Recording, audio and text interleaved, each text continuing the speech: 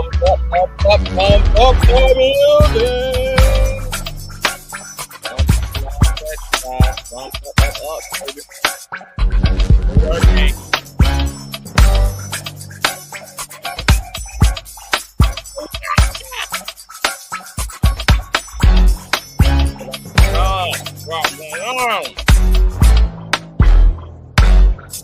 just minding my business, y'all.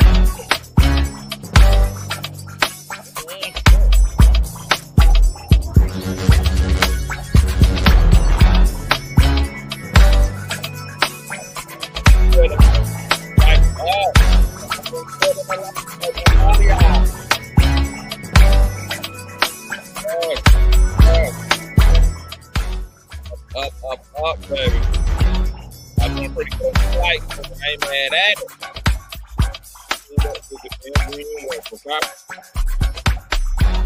Yeah.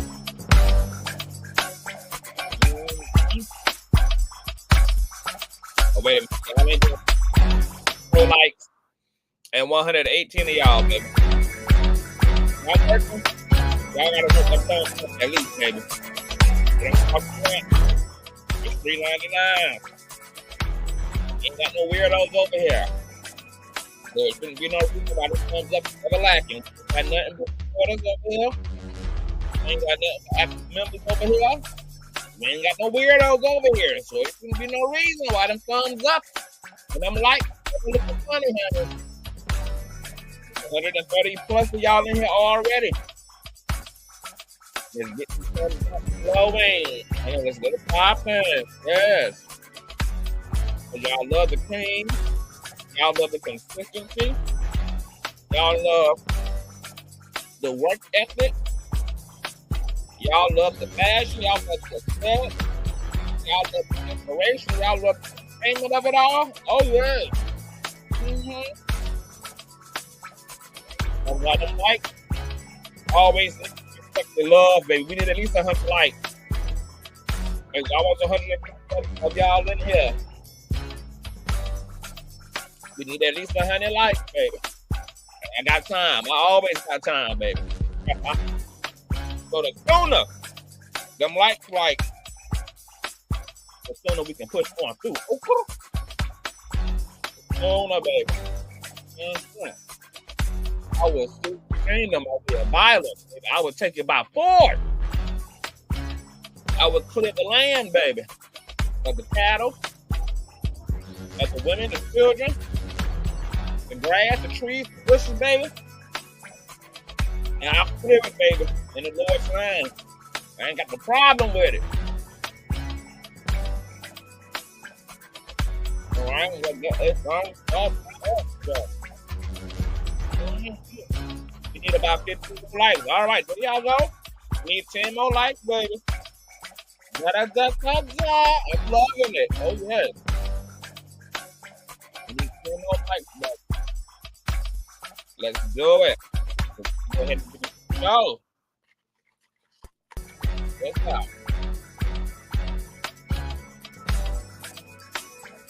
Get them up. Try to do it all.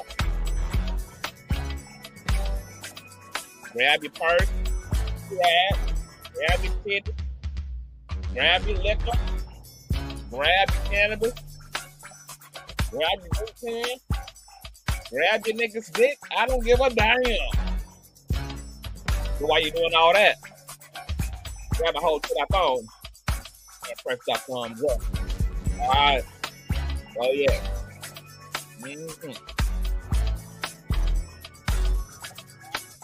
It's gonna be a slight up thing too, cause a ninja ate all day. I had a scoop of a vegan sandwich earlier, baby. I had to wake up at 4 o'clock in the afternoon, baby. Sleeping like I'm privileged, honey. Sleeping like I'm rich and privileged, like an Olsen twin child. Like I'm a white woman, honey. Okay, I just know Americanized. All right, you guys, let's go ahead and move forward. I will be eating. So once again, the disclaimer is it's going to be somewhat of a mukbang, bitch. Okay? The king can't entertain on the empty stomach, baby. Okay? In the news, we must get it out right now, right here. So what's going on, Consciouztv? Happy Saturday. Hope you guys are having a wonder. Oh, my baby daddy, Deshaun, with the old nasty piece of child support shit. Thank you, baby daddy, Deshaun, baby. Y'all know I love it.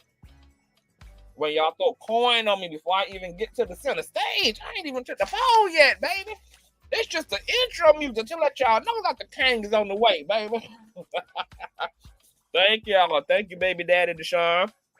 Love you long time, baby. All right. Let's go ahead and continue to thumbs up this video. Shout out to the new subbies. Make sure you guys are thumbing up because this helps with YouTube's algorithm. More importantly, it triggers up YouTube's notification system. So when you thumb up the video, baby, you are literally knocking on the digital door of another Consciouztv member and telling them to get their arses into the damn sanctuary. All right, let's go ahead and just get into the habit of running that thumbs up. It's just automatic. I don't care whether you're a Bush baby, you part of the replay gang, or you actively in the streets with me in real time. Your thumbs up makes all the difference over here on this platform. All right. Make sure that you guys have your notification bell set to all. And last but not least, please share the stream out to whatever it is you have digital community. Whether that be your YouTube community wall, your MySpace, your Facebook, the dark side of Twitter, Tumblr, on a hater's platform. I don't really give a damn where you lay the link. Just let them whores know that we're loud, we're live, and we're certainly in color. And with no further ado, let's go ahead and push on through. I know a place where you can recharge your soul. Baby, that's Consciouztv. And in the midst of brokenness, he gon' see your asshole. Baby, that's Consciouztv. You gon' heal, you gon' laugh and catch a little shade. Ooh, girl. Y'all know he be slaying, y'all better stop playing. Come hear what he's saying. Ladies and gentlemen.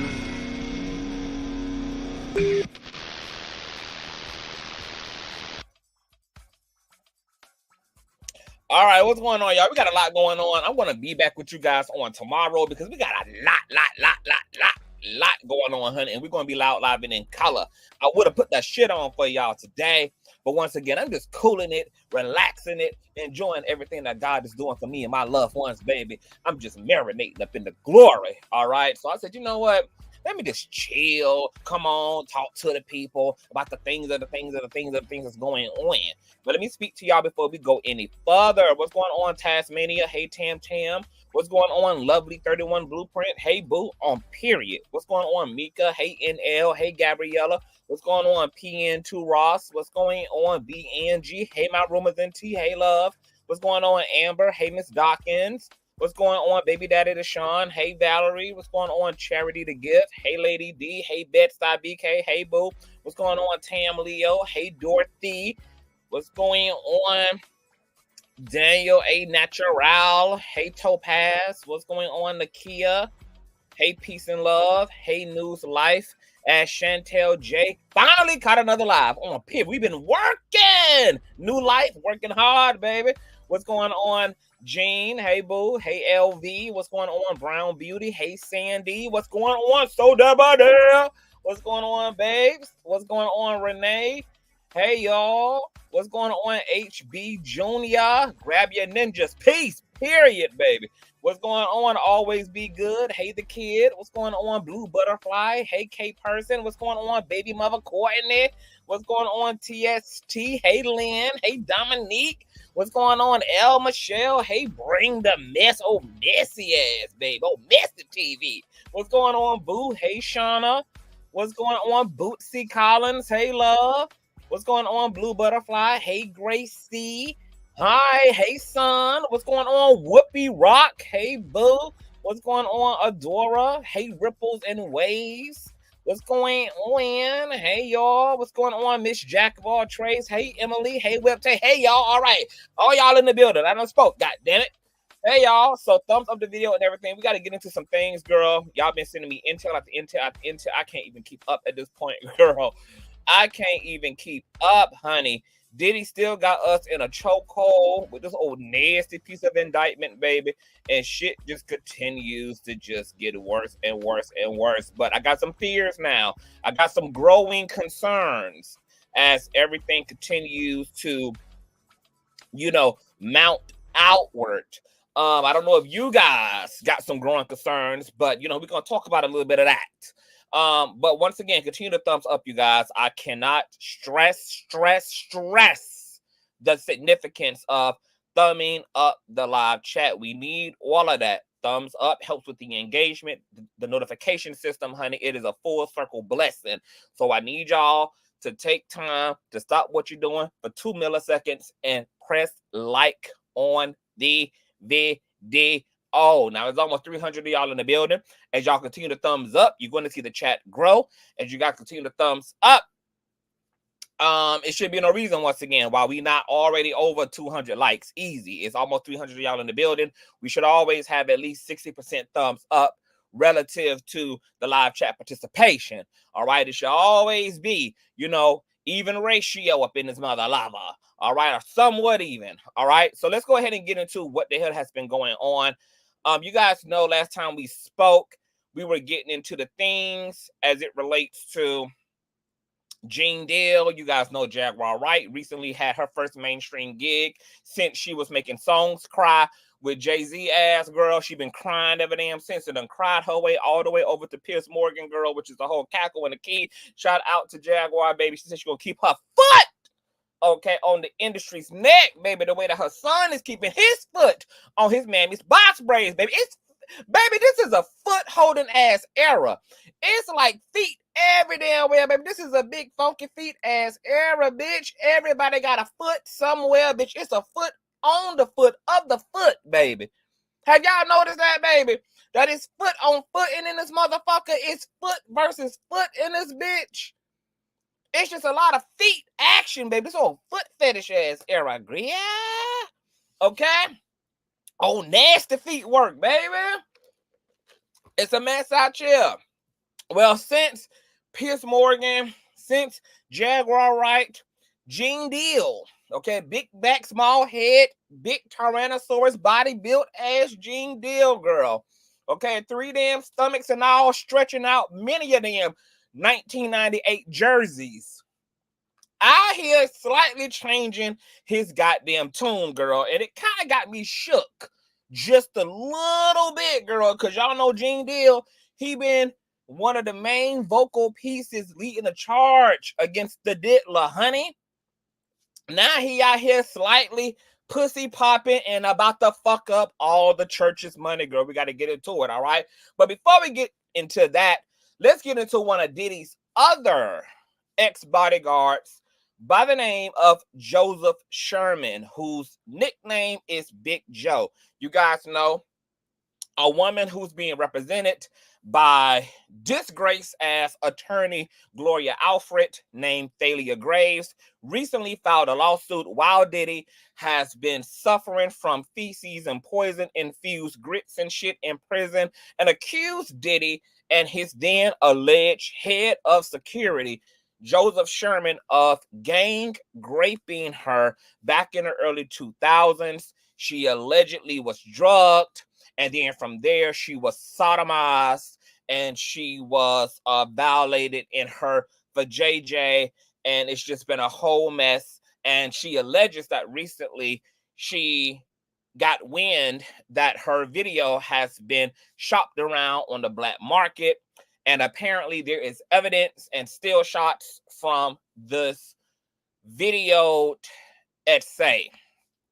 It's a whole mess, girl, okay? And she want all the damn wigs, okay? She's suing everything that Diddy owned, everything that Diddy ever worked for, all his damn employees, girl. She's going for the gusto. You guys know she also held a press conference with disgrace-ass attorney Gloria Allred ass, who had a damn earpiece in her ear and was communicating with the goddamn feds as her ass was failing to take questions from the media. Well, Joseph Sherman is not holding back, bitch. He don't give a damn what his attorneys have told him to do, girl. They done told him to be quiet, to not say nothing, girl. Joseph Sherman ass done came out swinging, because what y'all won't do is fuck up his bag, and what y'all won't do up, baby, is mess up and fruck up his 2024 Christmas and Thanksgiving, bitch. Okay, and have his nieces and nephews sitting around the goddamn turkey and the hog mogs and the collard greens,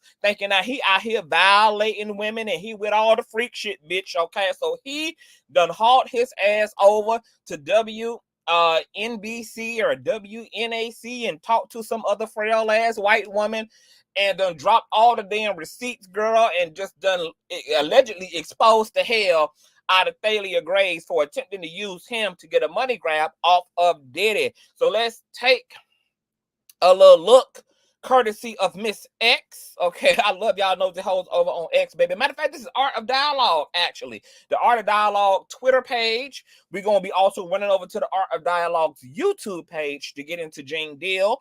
But this is courtesy of the Art of Dialogue's YouTube page, girl. They clipped the interview, and let's talk about it, girl. This is Joseph Sherman, a.k.a. Big Joe, who is fighting back against Thalia Graves, who recently accused him and Diddy of gang raping her, girl. Joseph said, girl, I'm a black man, but I ain't that nigga, okay? So let's take a look at this. This, of course, is covered by an old nasty piece of fair use. Once again, continue to thumbs up the video because we are, in fact, working. Let's check this out.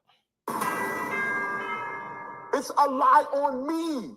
That's all I'm saying. Big Joe Sherman wants you to look at his face and listen. I don't know this lady from anywhere. You've never met her. Never in my life. He's talking about this woman, Thalia Graves, who appeared at a highly promoted news conference last week with attorney Gloria Allred. The trauma of the assault has taken a toll on my mental health. The attorney for Graves announcing a federal lawsuit claiming that in 2001, the then 25-year-old was drugged and bound and viciously raped in the Manhattan headquarters of Bad Boy Entertainment by music mogul Sean Diddy Combs with his bodyguard and head of security Joe Sherman. I'm not questioning her integrity. I'm questioning her claims against me. I wasn't the head of the security. You got the wrong man. I've never seen you. I've never did anything negative with you. I've never been in the same room with you. Not only wasn't I there, I wasn't even in New York. Sherman says he did security for Bad Boy Records in the 90s, but wasn't working for the company in 2001. It's me and Mariah Carey. Sherman provided us with his personal album of photos with celebrity clients he says he's protected over the years. Me and Beyonce. He says he did see Diddy at industry parties after Sherman left the company, but there was no relationship. Big Joe maintains he is being set up by false accusations. Her and whoever that she's in cahoots with was orchestrating a money grab, and she wanted me to be part of that money grab. It says it right in her text. She wanted to get Diddy. Sherman showed us texts from an Instagram account starting last November. He says his team has linked to Graves. We confirmed the connection. The first text asked if Sherman was a security guard. Wow, okay, this she gonna block the damn man, girl. Y'all see Instagram user girl, she done blocked the damn man up. Now, these text messages allegedly go all the way back to November the 29th of last year, girl. Okay, they were ending my birthday month with the shenanigans. Apparently, Thalia Graves reached out to Joseph, trying to get him to identify himself because she don't know what the hell going on.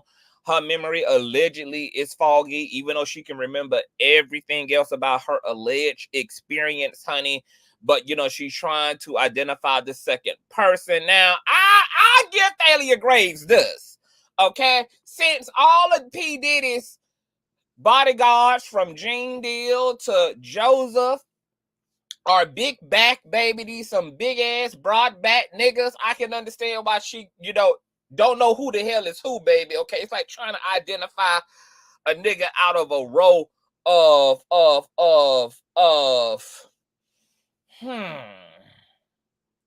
quarterbacks, bitch.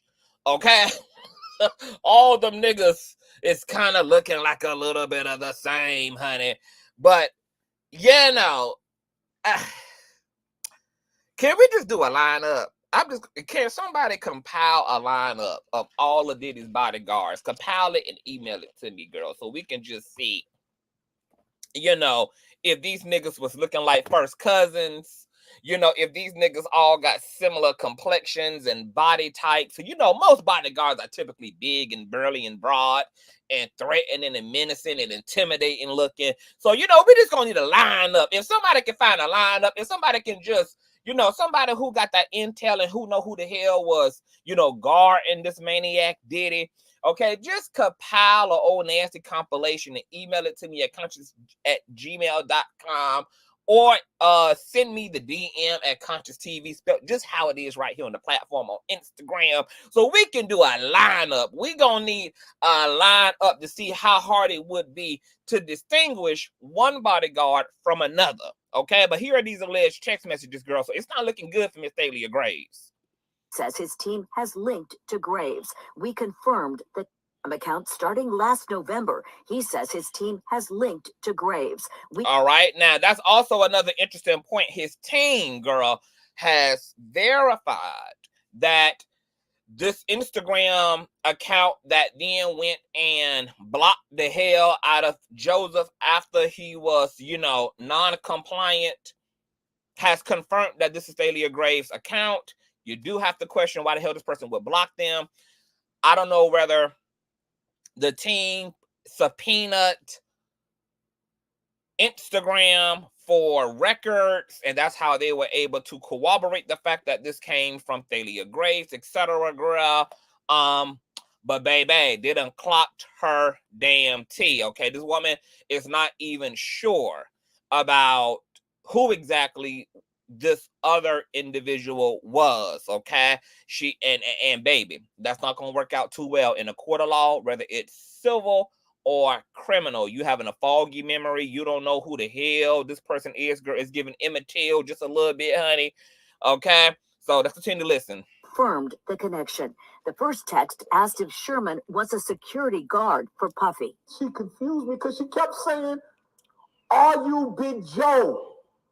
I said, "You're on my Instagram." When she asked, "Are you Big Joe?" what did that mean to you? That means that she don't know who I am. The text asked him to call the number and goes on to say, "If you will be my witness against Diddy, then my attorneys will leave you out of any proceedings." Wow,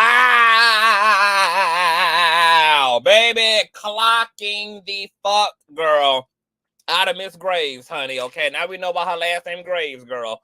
All right, dead upon arrival. This is explicitly incriminating, girl. Now, Joe might be a lot of other things, bitch, but what he apparently is not is a rapist, and he ain't do a damn thing to this woman. Because we have statements that you physically showed over 8 people, videos of me and you to people in the studio. Sherman responded, "I don't know what the expletive you talking about.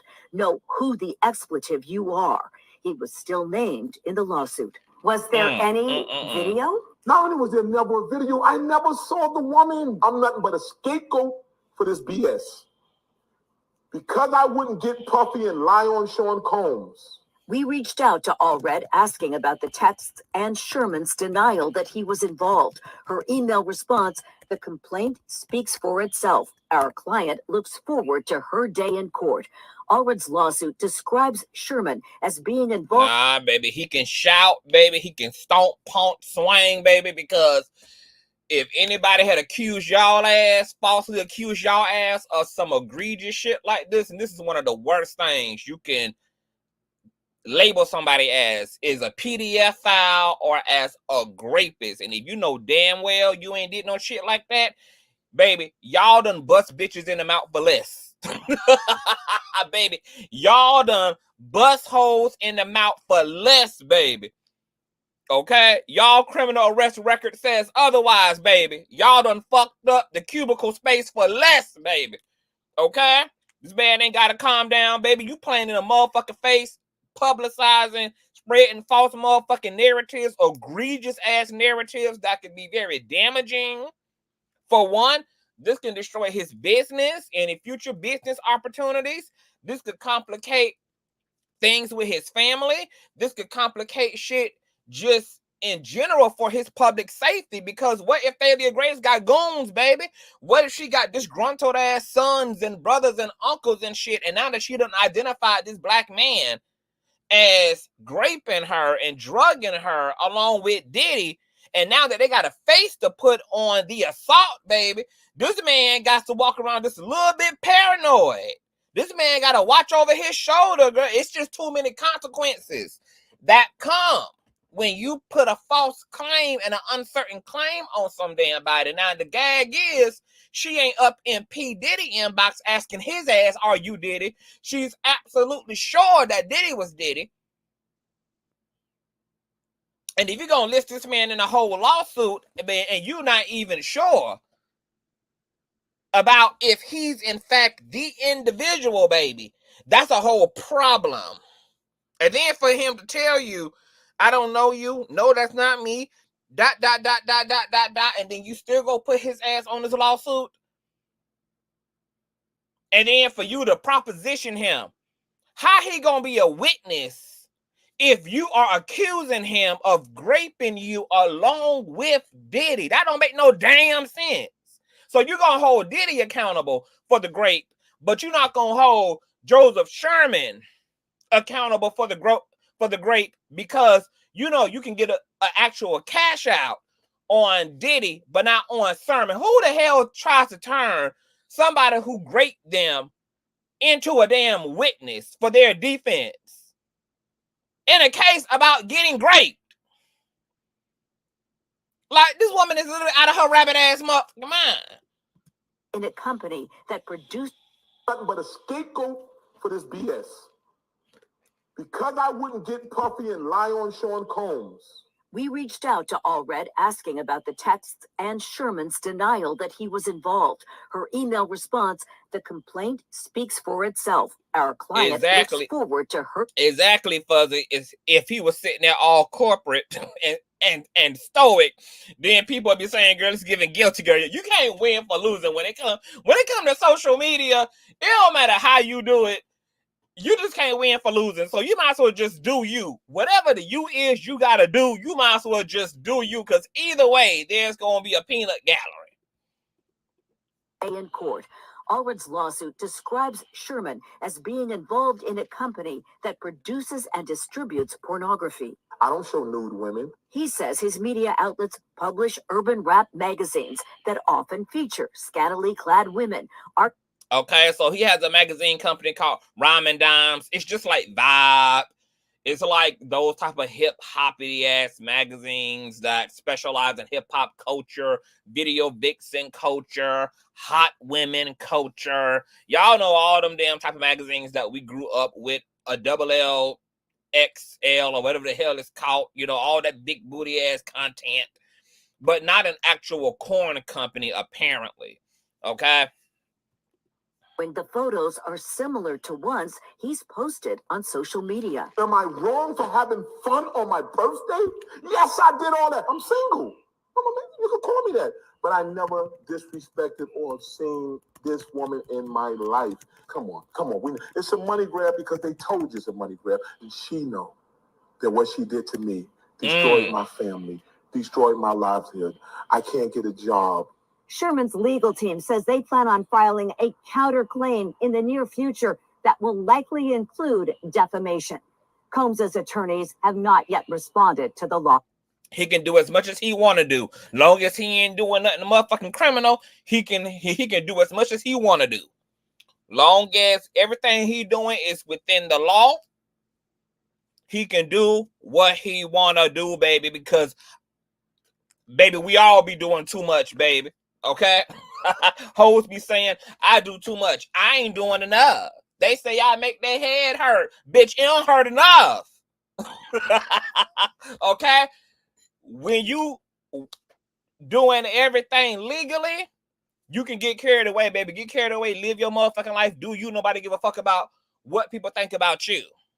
Okay? Life is meant to be lived, girl. The Christ came so that life may be experienced more abundantly. Okay, so do you to the highest maximum. You can't incriminate somebody because they quote unquote doing too much. What does that even mean? Is that they're doing too much. Okay, him living his life, and ain't nobody forced to watch him do too much. Now, speaking of that social media though, let's go over and see what this social media is giving, child. because he said he be posting nakedy ass women to his thing, child. Hold on, let me make sure I scroll through and vet this shit, bitch, because he ain't about to get my shit taken down. Okay. You know, he look like my ex. He look like my ex. He like one of my exes. And do y'all know my ex, girl? My ex who looked just like, my ex look like a more in shape Sherman. Nigga married, got kids and all, girl, and still trying to get up in this bujana, child.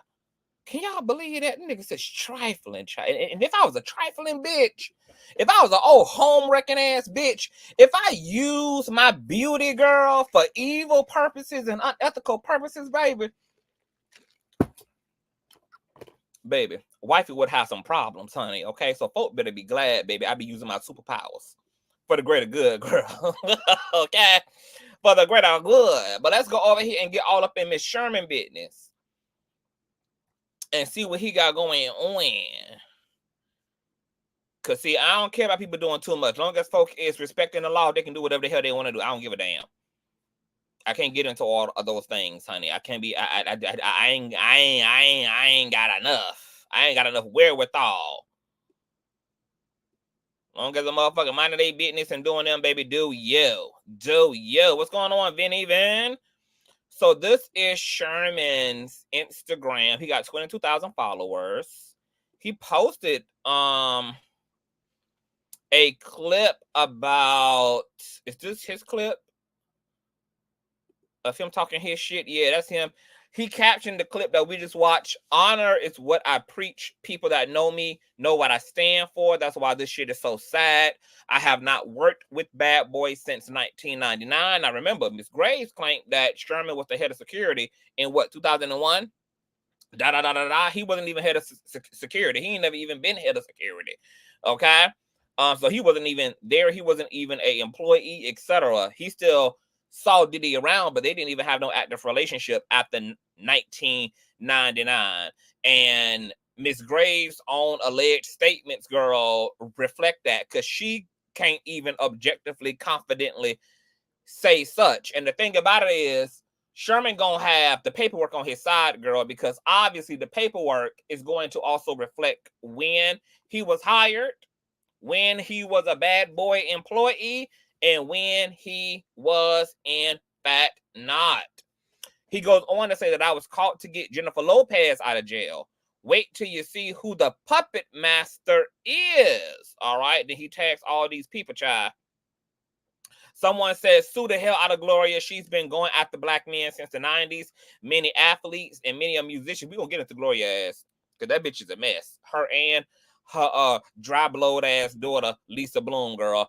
Someone else says, I know this man. This isn't what he's about, period. Somebody else said, well said. Somebody else said, this is so disturbing, especially when you know the person and know for a fact it's not true. Well, I mean, to that point, unless you was there, you can't know something did not happen. But under these circumstances, given the alleged receipts, it's looking like Sherman just cleared the fuck out of Miss Thalia Graves, girl. So yeah, we'll be seeing if she sees her day in court or not.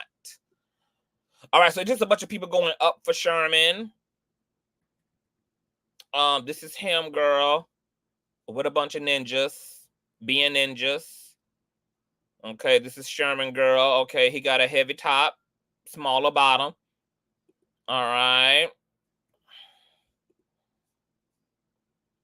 All right, in front of the Benz, baby. Okay, so this is Sherman, child. Okay, girl, I'm kind of scared to scroll, bitch, because, you know, I don't know what type of ass shot's gonna jump out, girl. This is YouTube, honey. This ain't Cornhub, child. So let me take my time scrolling, bitch. I don't want to see your areola. Okay, is this him and Lil Kim? This him and Lil Kim Gloria? He bodyguarded for quite a few people, child. Some girl groups, Beyonce, as you guys saw from the clip, child. This is him tied and knocked out, girl, from photographing all them half-naked ass women, child. You know, nigament requires a lot of energy, baby. Nigament requires a lot of calories. It requires just a lot of vitamins, bitch. Okay, you gotta have your beans and weenies, okay, when you into nigament. Okay, nigament is very taxing, baby. This is him with Mariah, the vocal Bible child. She all smiles. This him with Bruce Willis, girl. Shout out to Bruce Willis, girl. You know, his mind is over there in reverse, girl. They saying he ain't got too many more days ahead, child. So shout out to Bruce Willis, Gloria. Okay, this is with him, Eve, Foxy, and this lovely lady to the left. Who this is? Peppa, Eve, Big Joe, and Foxy. All right.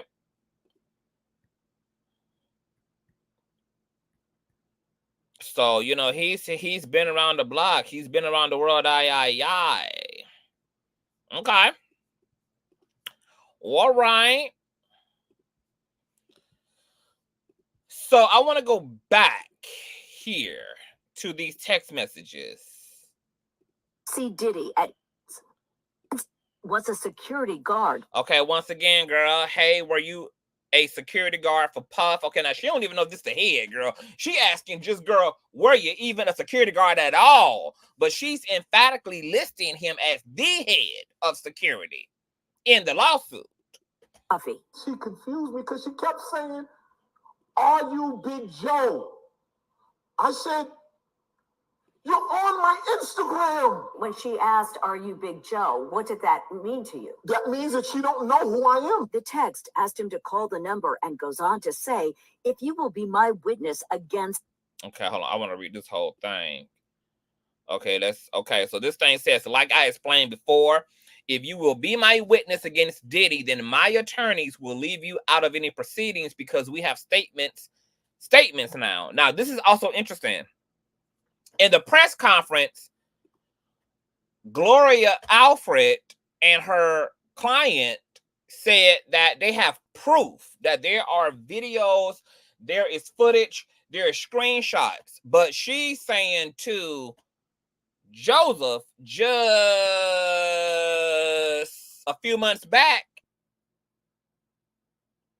that they have statements that he physically showed over 8 people videos of him and her to people in the studio. She goes on to say, so if you are willing to give me a statement about my grape against Puffy, then the attorneys won't go after you for revenge, porn, or distribution. Now, this is crazy because in the text messages, in the DM, she's only accusing him of kind of being an accessory. Like, girl, you disseminated the situation. But in a lawsuit, she's painted him as someone who actually also raped her. I don't understand. Like, literally, girl, this is what phishing is. This is literally what putting a narrative together is. And she was low-key threatening and blackmailing this man. Like, if you don't be a witness for my case, then, girl, I'm going to make you a co-defendant in my case against Diddy. And this woman don't even know she's even talking to the right motherfucker. She don't even know if this is the head of security, if this is the alleged person in the situation. This is a mess.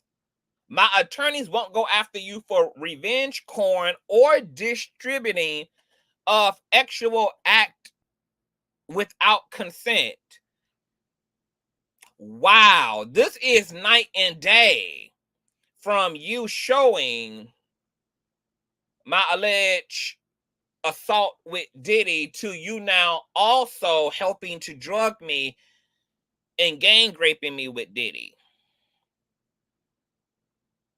Wow.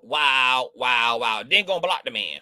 Will be my... to try to erase her digital footprint. I keep telling y'all, baby, you can't erase shit. Anything done through text, anything done through DMs, anything done through emails, anything done on your tablet, anything that is done on an electronic device can be forensically extracted off that damn device. All you got to hire is a forensic scientist, baby. A forensic accountant, girl. And they can pull any data from anywhere. All you got to do is subpoena the company, subpoena Instagram, subpoena Facebook, subpoena MySpace, blah, blah, blah. And you're cooked. Against Diddy, then my attorneys will leave you out of any proceedings because we have statements that you physically showed over 8 people, videos of me and you to people in the studio. Sherman responded, I don't know what. Yeah, but you can't get the person. It's one thing for you to try to get somebody to corroborate your story. That's fine. It's another thing to attempt to incriminate somebody. And you can't threaten people and say, if you don't do this, then I'm going to do this to you. If you don't corroborate my story, because he also is not obligated to corroborate shit. Just like people arguing that, oh, Justin Bieber ain't got to say shit. Usher ain't got to say shit. Nobody ain't got to say shit. But it's one thing to try to get him to corroborate, but she's not trying to get him to corroborate. She's literally incriminating him. She's saying, we heard that you disseminated footage of my assault to 8 different people and showed them that footage in the studio. Then in the actual lawsuit, she's directly accusing him of assisting Diddy in drugging and raping her. You can't do all that, baby. You can't do all of that, sugar mama. These are conflicted stories. And then why in the hell are you blocking yourself? Why are you trying to cover your tracks? Like, none of this make Thalia Graves look good. Now, shout out to Sherman ass girl for having the receipts, girl, and knowing something was up and making sure he screenshotted accordingly. Because this right here, this is a mess.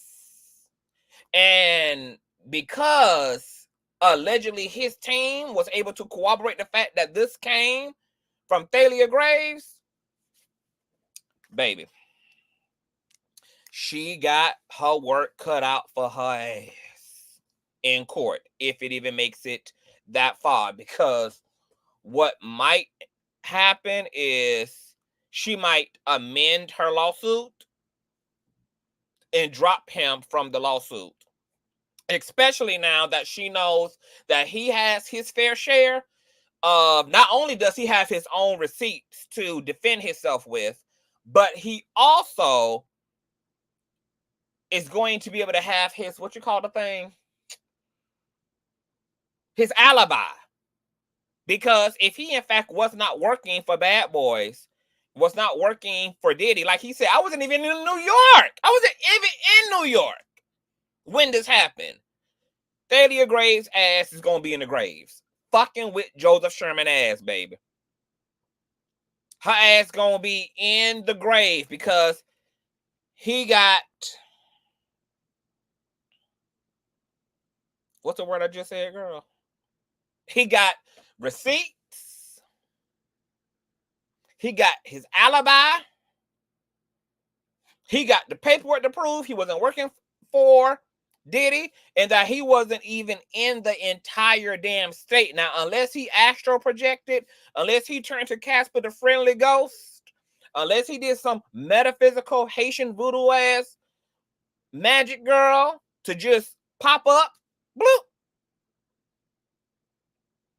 And let me tell you what's also interesting. She don't even really need him to corroborate it, because in her lawsuit, and we read it page by page, I believe Thalia Graves said that her family came to pick her up. And she was screaming, she was hollering, she was disheveled. They took her to the hospital. So her own family should also be able to co-sign. I mean, even though they was not in the room, they wasn't in the studio, they wasn't in the facility, they should be able to corroborate the fact that something had happened to Thalia She was bruised. She was visibly beaten. Her clothes were torn. Because that's what she claimed had happened. That her family picked her up. She was so disheveled and disgruntled. They took her to the hospital and she was too upset to even be seen, I believe.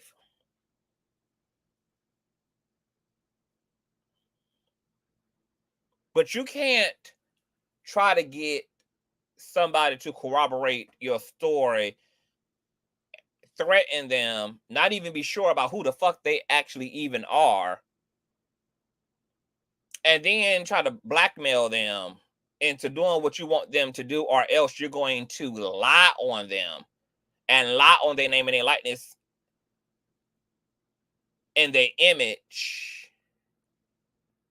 and then try to cover your own ass in these text messages,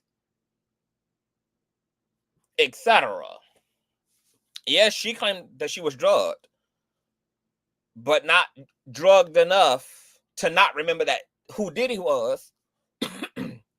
So she damn sure gonna remember who the hell this other individual is. And because she's alleging this was head of security, this ain't like some random around Diddy.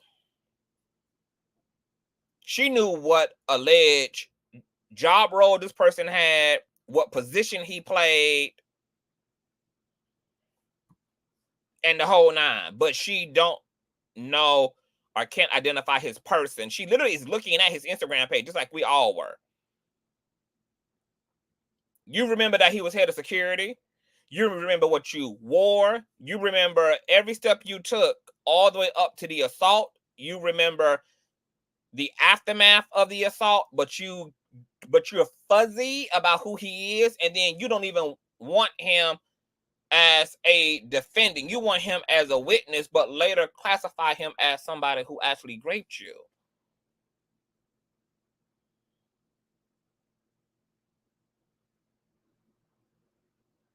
This is a mess. This is a whole entire mess. You talking about know who the expletive you are. Now hold on, let me go back to that text message. I don't know who the fuck you talking about or know who the fuck you are. Okay, this is his story. He's sticking to it. She says, "Did you work for Bad Boy? Did you show a video to people in the studio of Conrad's? That's why I asked you to call so I can make sure it's the right person, baby." Thalia Graves is cooked. Her best bet, honestly, is, but see, the way that Gloria Allred sanctioned ass is set up, girl. This is why I don't encourage people to take on these celebrity attorneys. They not shit. Any smart attorney would tell Thalia ass, let's go ahead and amend the complaint. Let's drop Sherman. Okay, and let's still hold Diddy as the plaintiff if that's what you want to do, and then push forward. Because, baby, she done fucked up. She done fucked up, and it's looking like what it's looking like. And this is exactly why I was saying the other day that I don't give a fuck how people feel. I don't give a damn what people feel, that I am not somebody, especially when it comes to like shit like this. Like when it comes to allegations made publicly about people, I do not rush to believe any one person, baby. We done seen it all on social media. We done seen people tell the truth about people. We done seen people lie on motherfuckers. We done seen people lie on content creators. We done seen people lie on celebrities. We done seen people lie, and we also done seen people tell the damn truth about public figures across the board. Celebrities, actors, politicians, etc. And we done seen their ass lie as well. So when it comes to cases that come to us, the general public, girl, I don't rush to necessarily believe anything until I feel I have seen, discerned, and understand enough to lean one way or the other. Okay? And I'm just going to look at both sides and see what the hell is going on from left to right, right to left, right to left, left to right. And this type of shit really pissed me off because This is why we're never going to be able to live in a society where actual victims can be taken care of and have access to the level of community that they deserve when unjust happens to them, because you get the waters muddied up with all the liars, all the clout chasers, all the shenanigans, all the bullshit. And unfortunately, who that comes at the expense at is the actual victims in the situation. All this shit is what hurts victims, and it damn sure hurts cases, like we were talking about in the last live when it comes to Gene Deal and Jaguar Wright. Now, matter of fact, speaking of hurting victims, let me go ahead and fast forward and talk about this real quick.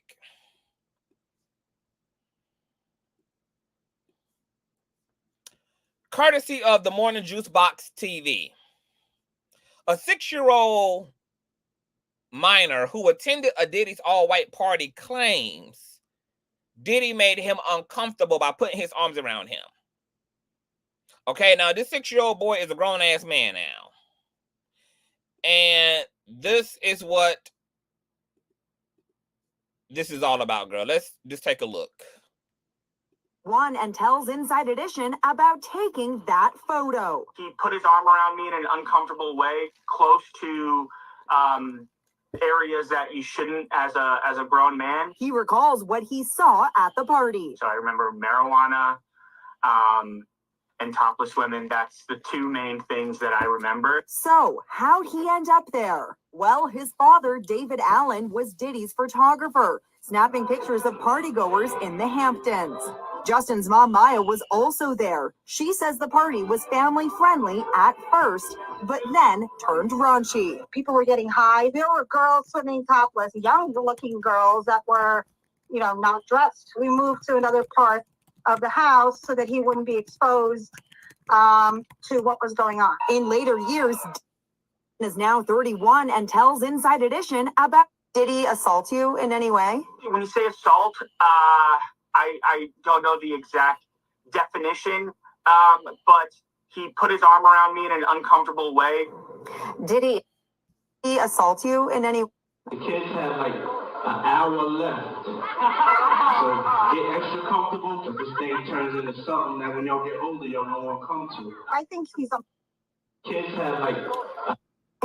Now, girl, I'm gonna be honest, girl, and it's a shame because I hate it, girl. I hate this for me. I hate this for y'all, bitch. I want Diddy to be held accountable for every wrong ass thing, every criminal ass thing, every SA he's actually commenced to, every piece of drugging people, threatening people, taking advantage of people. But because I am a non-biased truth teller, and I'm actually invested in the truth, bitch. I'm not invested in narratives. I'm not invested in shenanigans and game playing. If that's the kind of shit y'all want, y'all gonna have to find y'all some other content creator, bitch. I don't do the narratives. I'm not emotionally driven like that. I actually am a truth seeker. And this is the type of shit that's gonna piss me the fuck off. Because obviously, girl, there is no reason why this family should have even been giving a voice. The mammy and the daddy was taking a literal 6-year-old child to a grown-ass shindig with somebody like Diddy, who is notoriously known for throwing grown-ass parties. Literally, he is known for this. These are public facts. Footages exist from all years and all times of naked ass women on tables, people eating off naked women bodies, hoochie mamas, big booty bitches, the whole nine. There's liquor, there's all type of grown things happening, honey. And you chose to take a 6-year-old boy to this grown ass shindig. instead of getting a goddamn babysitter and a nanny and letting his ass go rummage in the backyard with Barney and goddamn friends. And then knows that this ain't about nothing, but because all this publicity going on around Diddy and indictment and victims, etc., now you want to scoot your ass into the group chat and talk about, yeah, my negligent ass, fucked up, clout chasing ass family who thought it was cool to take me to a Diddy party so I could run back to the rest of my 6-year-old and elementary friends and feel like we did something because we connected to celebrities, brought me to a Diddy party. And then, when we took a picture together, he pulled me in close and, I'm not going to say he SA'd me, but, I definitely was pressed up against his body. Yeah, baby, that's what happens when you're taking a damn picture. Yeah, you're pulled in. Yeah. You ain't nothing but 4'3". Your damn head comes right above his damn waistline. So I'm sure when you were pulled in, you were pressed up against his body and felt some of his body parts indirectly. But if you out of your own mouth are saying, no, I wasn't SA'd, no, I can't say this man did, I just felt uncomfortable, girl, I'm gonna need white folk to leave the chat. I'm gonna need white folk to just exit out of this Diddy shit with their feelings, with this immaterial ass energy. Girl, this is the reach of it all. The reach of it all. Literally. I don't know the exact definition, but he put his arm around me in an uncomfortable way.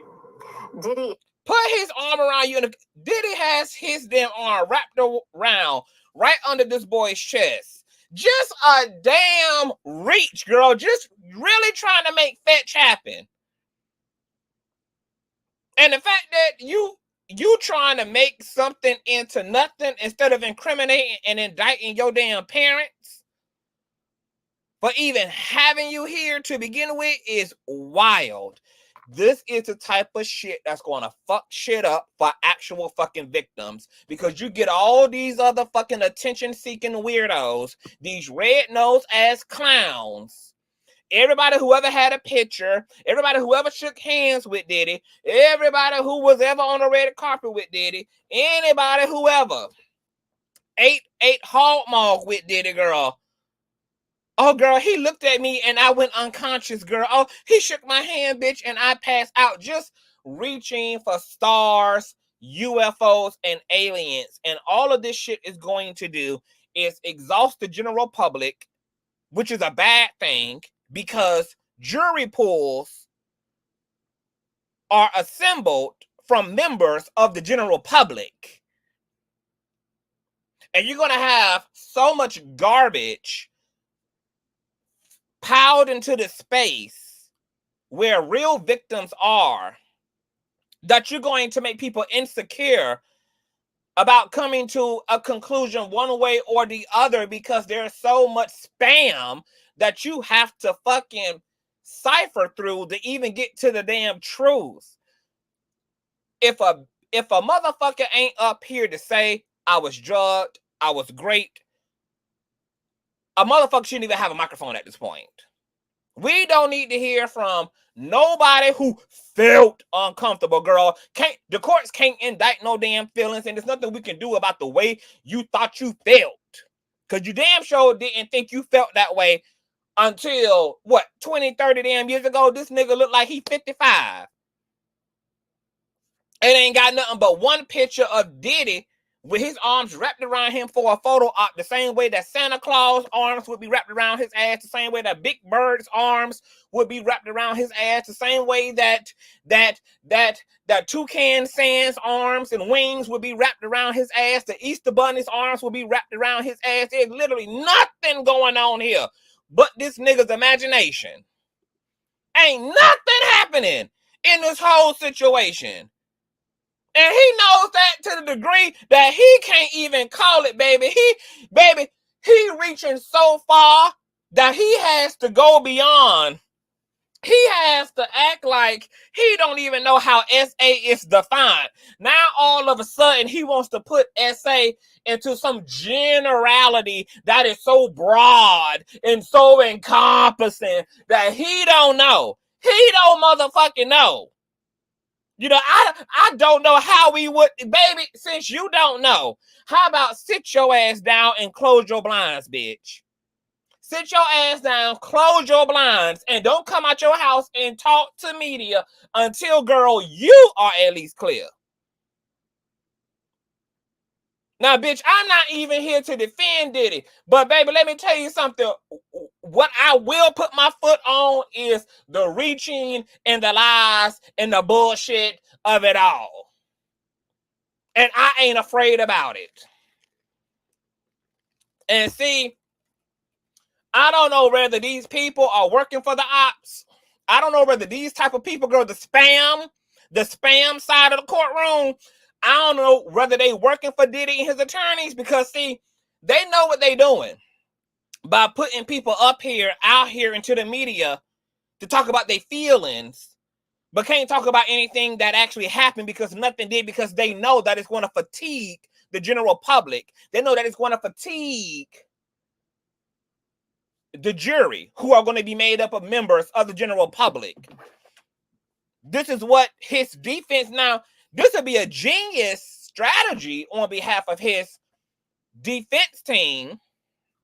Yes, let's muddy up the waters. Let's get a bunch of motherfucking people out here filing frivolous suits. Let's get a bunch of motherfucking liars taking to the microphone, talking about unsubstantiated ass shit, because this is what's going to make it hard for Cassie. It's going to make it hard for these children. It's going to make it hard for all these folk who going to be star witnesses, who going to be dying.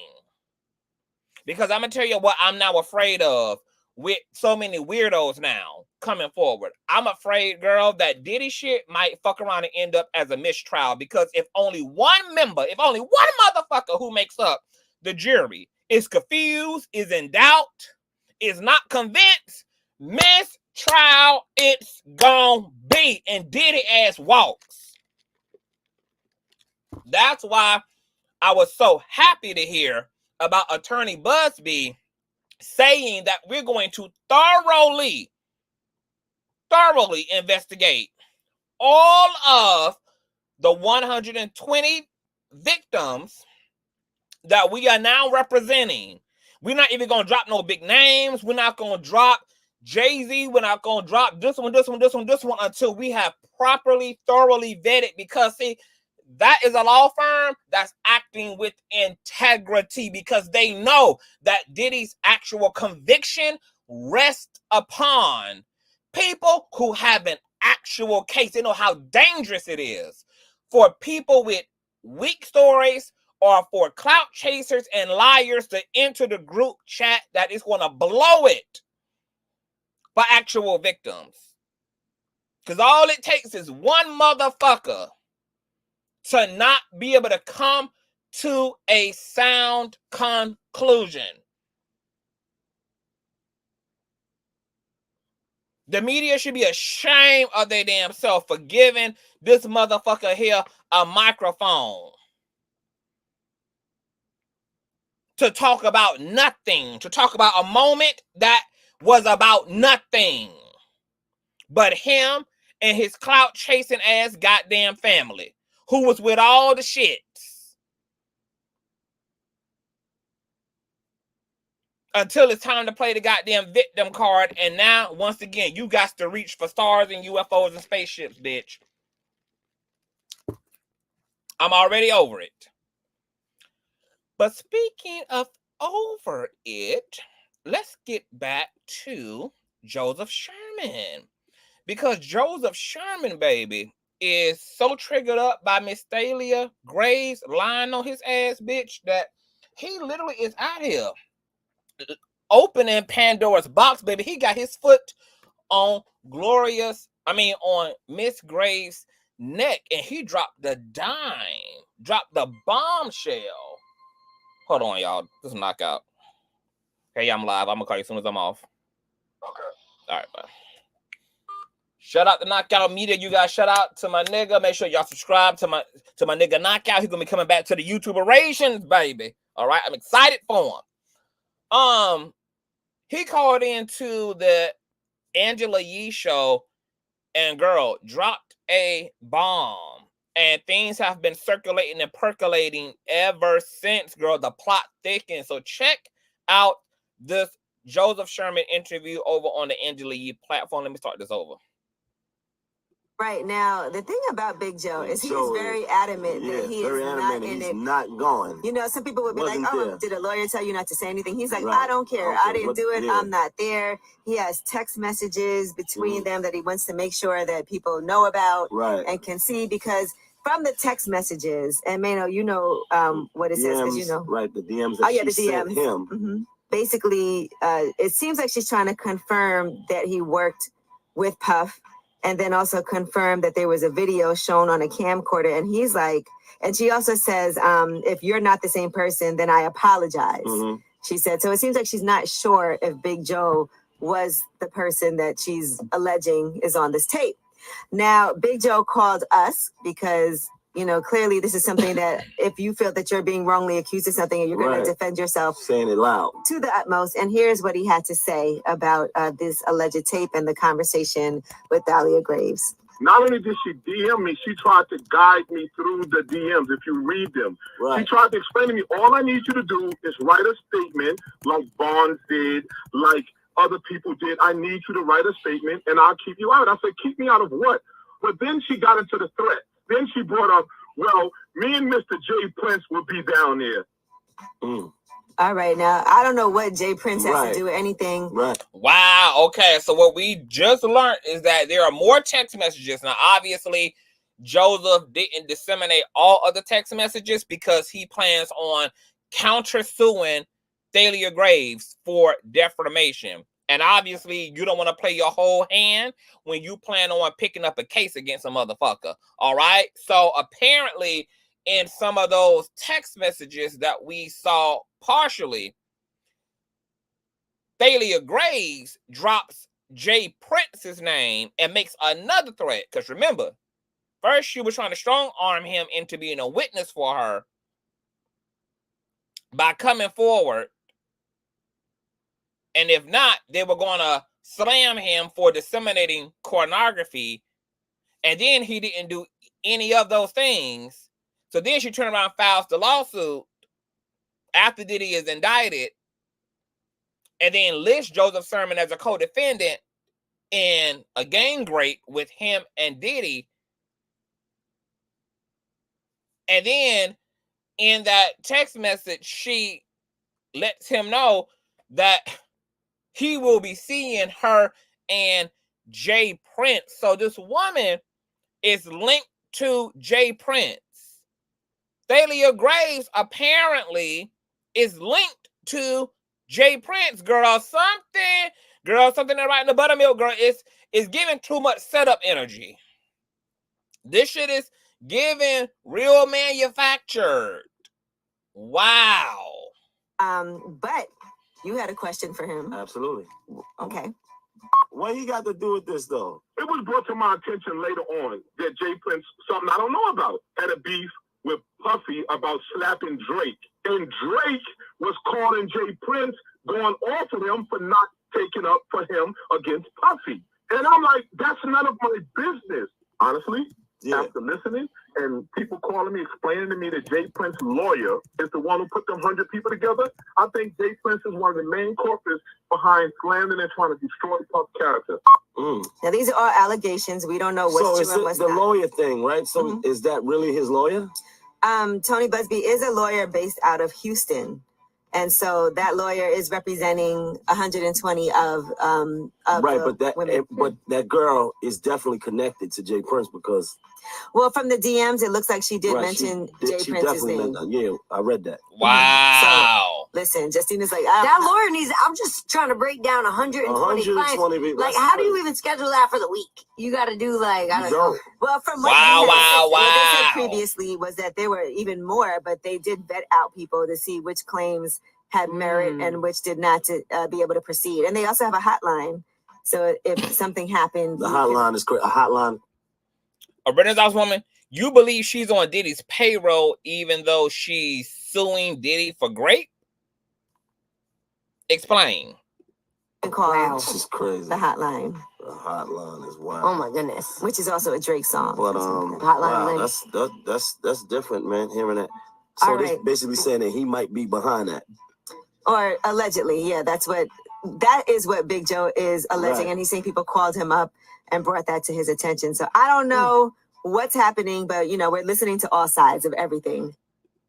Wow. Okay, I've been asking the same thing, Fuzzy. Where's the boyfriend? Because the boyfriend apparently was aware.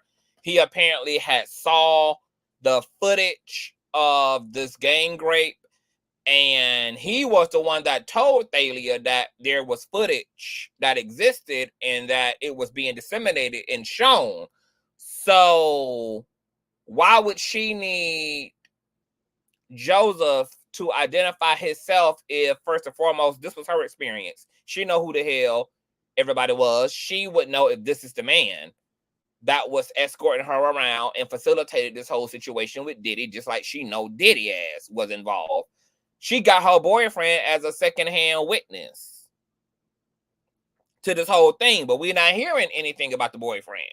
We're not hearing anything about his side. We're not hearing anything about him being a witness. So the whole shit is looking real weird on Thalia's part. And then for her to once again threaten and coerce this man, she's trying to get him to be her witness. Then she's threatening that if he's not, they're going to slam him for dissemination. In a lawsuit, she claims that there's actual footage, but in the text messages, she only has word of mouth that he allegedly showed people this footage. Sherman, I don't even know who the fuck you are. I wasn't even working for this damn man. I wasn't even in New York when this happened. I never been in a room with you. I don't even fucking know you. And apparently, she don't know him, which is why she asking, are you head of security? Are you, etc.? Are you that? She the one got all the damn questions, but this is her case. So the burden of proof is on Thalia. It's not on Joseph. The burden of proof is on her, not on Joseph. But to make matters worse, she continues to threaten him as he's giving her ass that work in the DMs and dropped Jay Prince's name. And was like, girl, you gonna be seeing me in Prince. Now, for those of you who don't know or didn't hear, Diddy allegedly punched the fuck out of Drake at Live Miami. Okay, so for those of you who never heard of this, this is an article, just to sum total it up, from Miami New Times, that says the world's most sensitive rapper got cold-clocked by the mogul with the softest name in the game. No bottle thrown, just a punch. Last night, hold on, let me see when this article was written, December 8th of 2014. Last night on Miami Beach, the world's most sensitive rapper got cold-cocked by the mogul with the softest name in the game. Hanging at Live Miami for DJ Khaled's The Temple birthday bash during Basil Week, Drake and Puff Daddy became embroiled in a dispute that ended with the words, "You will not disrespect me," and a knuckle sandwich. It was a hip-hop celebrity edition of the knockout game. The early word was Puff wanted to give Drake the fade for hitting on his girlfriend. But as Witness and Maybach Music affiliate Sam Sneak tweeted, quote, "It definitely wasn't about Cassie." Unlike his infamous bottle throwing brawl with Chris Brown over Rihanna, Drizzy getting Diddy's fist to the face apparently wasn't a matter of booty rights. It was a matter of song rights. According to bystanders, the argument was all about the Benjamins. It seems Puff and Drake were beefing over the potential and ongoing profits from some unnamed piece of musical property. Another apparently inaccurate rumor. The fight didn't go down in Live's VIP. The argument started outside the club. Words were tossed and then blows. Oh, and after the scuffle, Drake just fled the club and he didn't end up in the ICU. Girl. Now, y'all know Diddy, Don't play by his coin. That's, you know, you already know that, but how he has dealt with all of his actual artists. Y'all know Diddy apparently is violent. He abused Kim Porter. We saw he was abusive toward Cassie. Apparently, girl, he bombed Kid Cudi's car. He hung the rapper Wale over a balcony. So we know Diddy about that life, bitch. As the article says, he might got a pussy name, girl. But apparently, girl, he about that rough and tough life. And he himself is going to put hands, feet, and paws on your ass. So it's been a long-standing rumor that Diddy had punched Drake. Now, Drake is tied up into Jay Prince and the whole Houston market and all of that shit. So, according to Joseph via Angela Yee, I guess when he was telling his inner circle about this woman hitting him up, trying to get him to go against Diddy and threatening him and dropping Jay Prince's name, they was connecting the dots for him. And his conclusion was that Jay Prince was trying to set all this shit off against Diddy in being retaliatory against Diddy for assaulting Drake back in 2014. Now, obviously, if Thalia dropped Jay Prince's name, then boom, there is some type of a connection. Her thinking that he was a muscle, which is why she drops his name, is one thing. This narrative, though, it might be a reach. Because why would Jay Prince be going this hard to avenge Drake over getting popped in his shit? He's a man. Let him be a pussy asshole and get popped. But Jay Prince also is a shiesty, alleged, street hustling, gone ass nigga that was connected to the death of Takeoff. So you have a bunch of really low emotional IQ, low ethical, low morale, gutter snipes, you know, all enmeshed in this situation. So I really can't put nothing past a Jay Prince. I can't put nothing past a damn Drake. I can't put nothing past a damn Diddy. Drake is the same motherfucker who fucked off on his mentor, Lil Wayne's girlfriend, whole girlfriend at the time.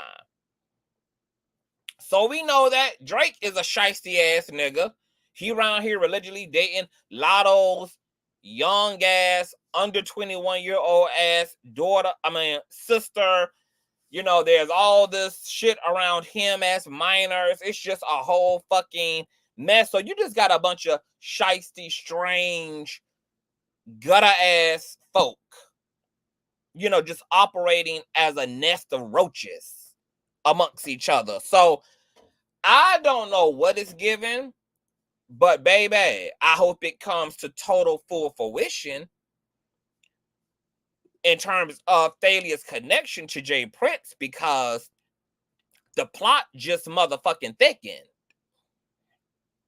And one other thing that I think is interesting before we move on is that Thalia, according to the DM dates, was interacting with Joseph about a potential lawsuit against Diddy back in November. Cassie filed her lawsuit against Diddy in December. That's very interesting. Now, are the two things linked together? I don't know. But what's interesting is that there were talks of lawsuits and talks of accusing Diddy of criminal mischief even before Cassie publicly filed her suit. Other people had been gearing up to go against Diddy as well, not just Cassie. This woman was talking to Joseph Sherman back in November 29th. of 2023, 1 month before, or just a few weeks before Cassie's filing. Hey, Teresa, what's going on, boo? So we all been, you know, praising Cassie for popping us all off, but apparently, girl, Cassie wasn't the only person who had lawsuits and litigations on her mind. And the timing of all of this is interesting, that there were people coming to the same motivation to sue Diddy all on the same timeline. Right, Fuzzy, that's weird, because she did say that. She said Cassie lawsuit gave her the strength to come forward, but she was also planning to sue Diddy before Cassie's lawsuit was even public knowledge. So that's another thing, girl. Like, girl, something not right with this Thalia Graves situation. And I can't wait to see what happens. Let me tell y'all, you heard it here first. I would not be surprised, because Joseph Sherman is clocking the fuck out of Thalia Graves' ass if Thalia Graves amends her lawsuit. And it wouldn't be the first lawsuit against Diddy that got amended. Lil Rod amended his lawsuit as well when his ass started getting clocked. Remember, he had put all that salacious shit in his lawsuit per Tyrone Blackburn's legal instructions. Tyrone Blackburn is another sorry ass attorney that does more harm to his clients, in my opinion, than he does good. And he put all that shit in there about Stevie J and a corn tape of Stevie J. It wasn't Stevie J. It was an actual corn star who just favored Stevie J. Tyrone Blackburn, just like Gloria Allred, just like Lisa Bloom, has been sanctioned so many goddamn times, has been submitted to all type of boards and legal tribunals because of their unethical bullshit, gaslighting, weird ass non-legal games that they play in the courthouse. These particular attorneys, Blackburn, Gloria, her daughter Lisa, they are notoriously known in the legal system as problematic. They have so many dings in their legal crowns. The courts hate to see these people coming. They are known for sensationalizing cases and then trying to strong arm people behind the scenes to get a payout over cases that are in fact already weak anyway.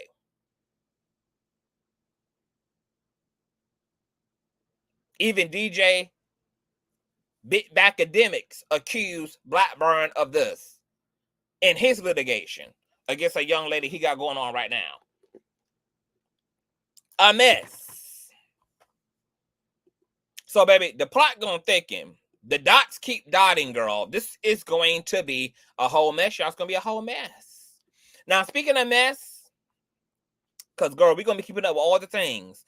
Let's get into Gene Deal, because y'all were blowing me up on the live yesterday or a day before yesterday, girl, about Gene Deal backpedaling, pussy popping, twirling, swirling, girl, doing suicide dips and all, bitch. Okay, I accidentally pressed like on this. I don't know why. So let's listen to a little bit of what Gene Deal got to say. Gene Deal apparently is reacting to the 120 new witnesses being represented by attorney Busby and his firm, and actually called into the Diddy victim hotline. This is the interview that got people side-eyeing the fuck out of Gene Deal now. All right? This, of course, is fair use. Let's check this out. I believe it when I see it in the court documents. I believe it when I see your name, Tony Busby. He's saying that he got over 120 victims. I believe it when I see it in the court documents. I believe it when I see it, you know, on court television. I believe it. I believe it, bro, because I don't believe it. I don't believe not 120 people, bro. They just opening the floodgates. This crazy, bro. 120 people. I don't believe it, man. First and foremost, they would have to. I am shook. Do a lot of interviews and interrogations on these people. Can somebody tell Gene Deal to wipe his motherfucking mouth? I'm so tired of this big back bitch foaming at the damn mouth. I'm so sick of people with these high-powered ass 6K cameras zoning in on all this nigga saliva with these powerful ass cameras, girl. If y'all gonna film Gene Deal, at least can y'all do it in 720p, bitch? Can y'all at least do it in 420p, girl? Because I just can't, for one. Okay, but listen to what this nigga about to say next. And interrogations on these people. They would have to do a lot of interviews and interrogations on these people. Yeah, nigga, did you not hear Attorney Tony Busby say they are in fact going to do just that? They're going to thoroughly investigate the 1,300 folk, the 3,000 folk, the 2,000 folk that reached out to them. And then what Gene Deal is not considering is that, sir, Diddy knew about his indictment since the top of the year. He knew about it several months before he went in for his arrest. What we also just learned from the text messages from Thalia Graves to Joseph Sherman is that she was building up her case allegedly against Diddy since November of 2023. So, thirdly, you're talking about a man who, at least since he's been rich and famous, let's just start at the year 2000. From the year 2000 to 2024 has been rich and famous and had popularity on his name, who is infamous and notorious for his parties.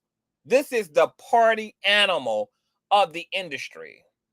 This man has hosted both public and private events over a 20-year span. Alleged freak-offs over at least a 20-year span. Oh, but let's add insult to injury. What we also learned per the Rolling Stone interview and write-up that we read from in the last live, Diddy's abuse against women and his party animal antics actually go all the way back to 1991 when he was just a college student at Howard University. So, over 35 years, both unknown and known, hosting parties, abusing women, and you think that 120 victims is absurd? If anything, bitch, it should be in the thousands, and apparently it is. Apparently it is in the damn thousands. Because courtesy of Radar Online, hold on, y'all, let me take a swish.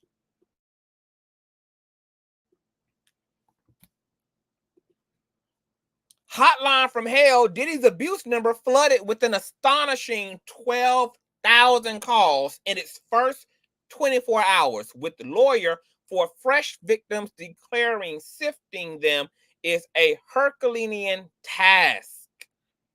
A hotline set up for fresh victims of Sean Diddy Combs received 12,000 calls in 24 hours. Radar Online can reveal the service was set up by lawyer Tony Busby, who is planning to file more lawsuits against the disgraced rapper. Having revealed on Tuesday during the press conference, the hotline has received more than 3,000 calls. Busby has confirmed the numbers have since swelled. He said, quote, "From the press conference we had yesterday, we've had over 12,000 calls in about 24 hours. So our Herculean task is to try to sift through every one of these calls and make sure that we're identifying those who are victims and those who are witnesses and collect evidence. Speaking to the Law and Crime Network, Busby added that we have almost 100 people working on this task. The lawyer is now focusing on ensuring the cases are legitimate, shout out to him, before seeking action.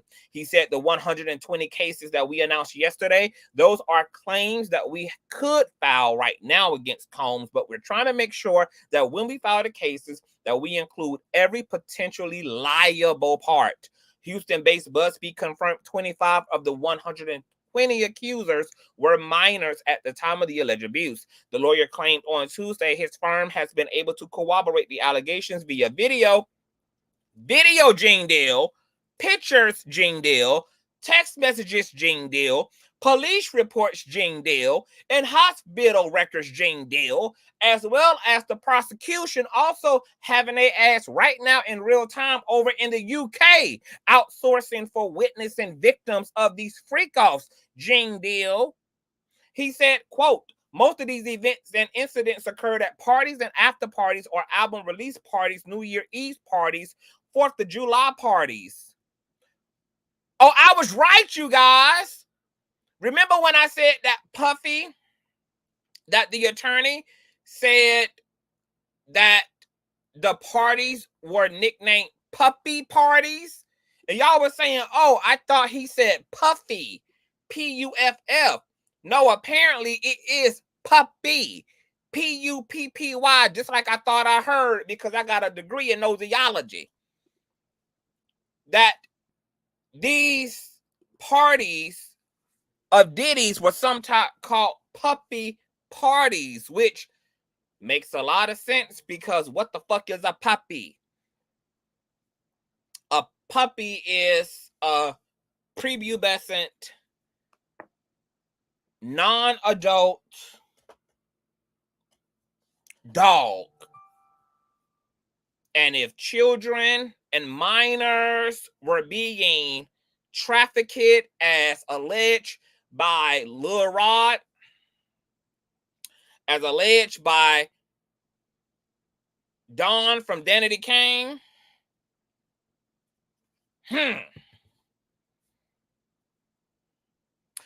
this nickname would be right on brand.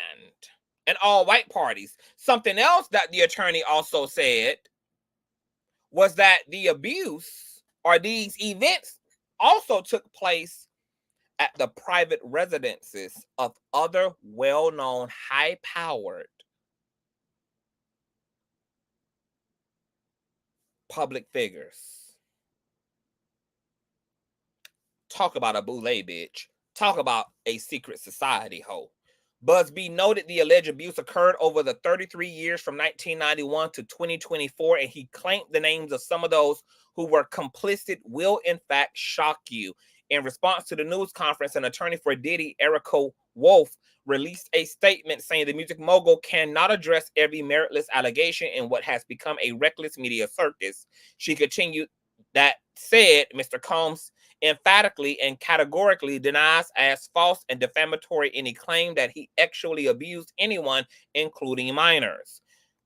We know that Diddy also alleged that he did not commit to abusing Cassie ass either, and found out that was in fact a lie.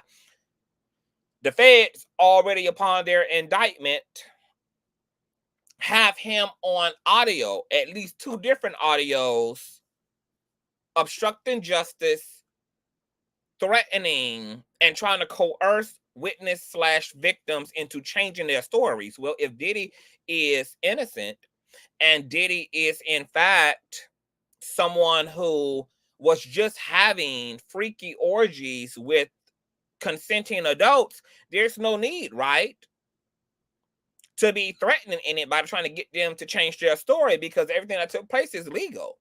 So let people talk, right? People who ain't broke the law, not trying to coerce and threaten and extort people and intimidate people. into changing said events to fit their narrative if everything that happened was legal. He looks forward to proving his innocence and vindicating himself in court, where the truth will be established based on evidence and not speculation. So while Gene Deal is out here talking about he don't believe it, well, bitch, you better start believing something, girl, because it's wild that the same motherfucker who cannot believe that at least 120 victims actually exist of Diddy, whose abuse and wild parties go all the way back to 1991, is the same nigga, though, who can believe that Diddy put Usher in the hospital for actually assaulting him and his anus, who can believe that he has something to do with Kim Porter's death, who can believe that he's connected to the deaths of Biggie and Pac, who can believe that he abused Kim Porter various of times. But all of a sudden, it's unbelievable for you to believe that a man that you believe is capable of actual murdering, which is far worse than every other allegation, that you can believe he's capable of murdering and poisoning people and assassinating people and putting a hit on people's head tops, but you can't believe that at least 120 victims exist? What the fuck is 120 victims to a motherfucker who parties every month for 30 years and is rich and wealthy and is able to draft multiple people out of the industry to participate in these shenanigans, is able to draft people right off the damn streets who would be hungry and eager to be in alignment with Diddy? Diddy has over 100, he has more than 120 employees, but you can't exist, but you can't believe that he has more than 120 victims. Diddy has more than 120 professional connections and friendships, but you can't believe that 120 sounds like 2 in this context. You can believe that he violated an underage usher, but you can't believe that 120 victims of a high-profile, global, international, wealthy celebrity has 120 victims of SA, but you can believe that that same person is murdering motherfuckers. Like, I really want Gene Deal to make it make sense. I really want Gene Deal to make it make sense. What the fuck is Diddy could accomplish 120 victims in just a year's time, in just a 6 months' time? That would be an easy feat and could be accomplished in just a matter of months for someone with the means like Diddy. Some of these lawsuits accuse Diddy of literally recruiting people right off the streets and inviting them into a Diddy party where they would then be further drugged and assaulted. So what the fuck is 120, Gene Deal? Bitch, you got 120 plus extra pounds packed onto 600. So what the fuck is 120? What is 120?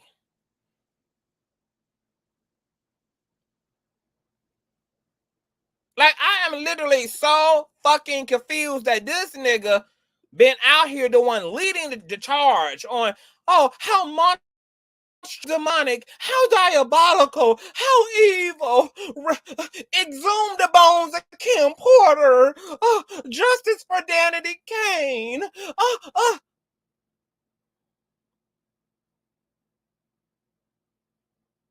But you don't believe the same nigga who would murder his baby mama, according to you. The same nigga who put Usher, an underage Usher, in the ER. You don't believe has at least 120 victims. What the fuck is Gene Deal? Can somebody tell me what the fuck this nigga is talking about? Can somebody tell me what the fuck? Like, who put what in Gene Deal's lubrication? Girl, did he grab the wrong baby oil this morning, girl? Did he accidentally rub oil he extracted from Diddy's home in between his ass and it seeped into his goddamn brain? Did he pull the wrong lubricant on, bitch?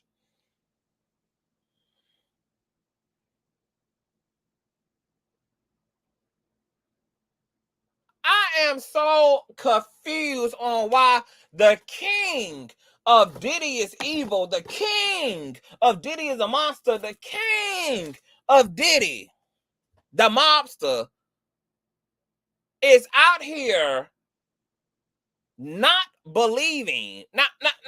Do you know what's, girls? Because see, bitch, I can go on and on about Dream. I find it absolutely appalling and ludicrous that now that Gene Deal ass is getting chewed the fuck up in the comment section, especially since it done came out that Diddy been trafficking minors, and now all of a sudden, girl, he want to lighten the mood on Diddy because now he knows he could end up being seen as complicit and a accessory. All of a sudden now, girl, he's trying to go from being the capital of all Diddy news to now being, well, I never saw or don't have any firsthand knowledge of him doing these things to Usher. I had heard that happen, and I'm not afraid to talk about what I've heard. Great. So since you expect to still be credible and believed based upon things you've heard,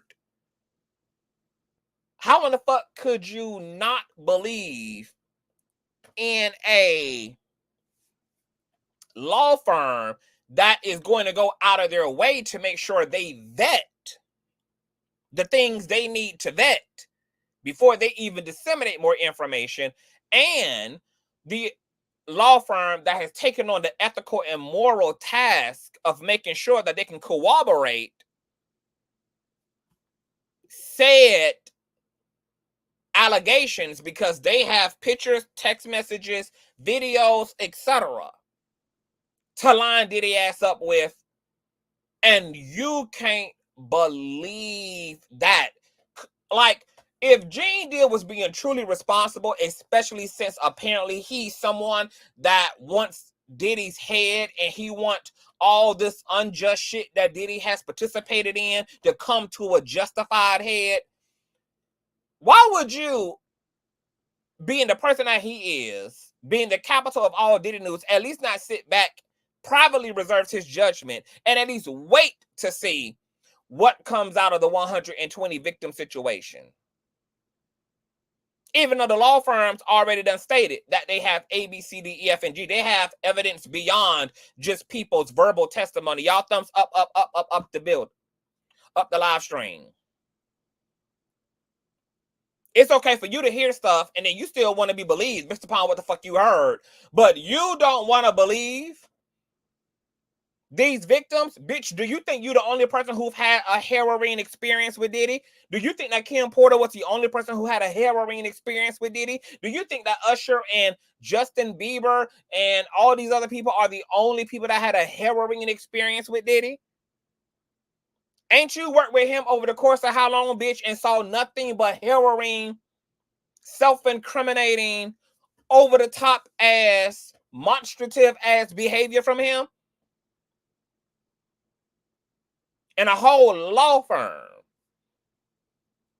that is going to go out of their way to act with integrity and to not make a fool of themselves like Gloria Allred, Lisa Bloom, and Tyrone Blackburn also has evidence lined up against this motherfucking nigga on top of his ass being indicted by the feds, and they already coming into the case with evidence. on drug trafficking and human trafficking, and you can't believe it. Then why the fuck should anybody believe your clout chasing ass? Because, bitch, if I'm not mistaken, you ain't showed not a shred of motherfucking evidence like all these other 120 people that you've yet to see evidence from. Has Gene Deal shown us any evidence?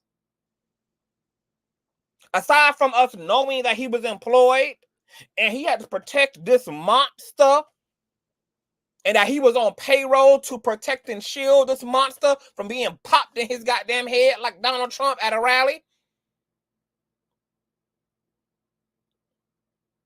Because I don't recall any videos yet of any receipts coming out of Gene Deal. The only thing coming out of his ass is saliva and alleged stories, alleged observations, alleged events. Bitch, you ain't disseminate not nail piece of goddamn evidence on the table, and ain't got the nerve to be talking about what you don't believe. And now that there is fire where there was smoke, you out here coochie popping. You out here twirling away, girl. Now all of a sudden, Diddy ain't that bad. But he bad enough to unalive the mother of his children. He bad enough to have put Usher in the hospital as an underage boy. He bad enough to have unalived his best friend. But oh my God, 120 SA victims is just preposterous. That's somehow unbelievable. After you done sat up here and accused this man for years of doing the most extreme and the worst of it. But 120 victims over a 20-year high-profile, rich celebrity-ass status? That's unbelievable. The unmitigated gall to not believe people who you haven't received any receipts from and then expect to be believed yourself without having bearing no damn receipts is the audacity. It's the audacity for me. And this is why I cannot take, like, this is why I don't be following these people to begin with. I don't follow Jaguar Wright. I don't follow no goddamn Gene Deal. I do not really listen to people who have more to say to social media than they do trying to really make a case happen, which is why I really respect Cassie ass, because Cassie is doing the fucking work on the front end and the goddamn back end, bitch.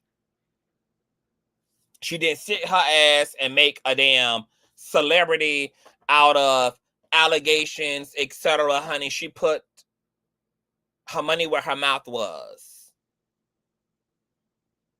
If you would have left it to Gene Deal, girl, he would have been happy just sitting on a goddamn couch and sitting in a little ass chair, girl, running his goddamn mouth about a murderer, about a pervert, about a goddamn rapist, and getting his goddamn appearance fee.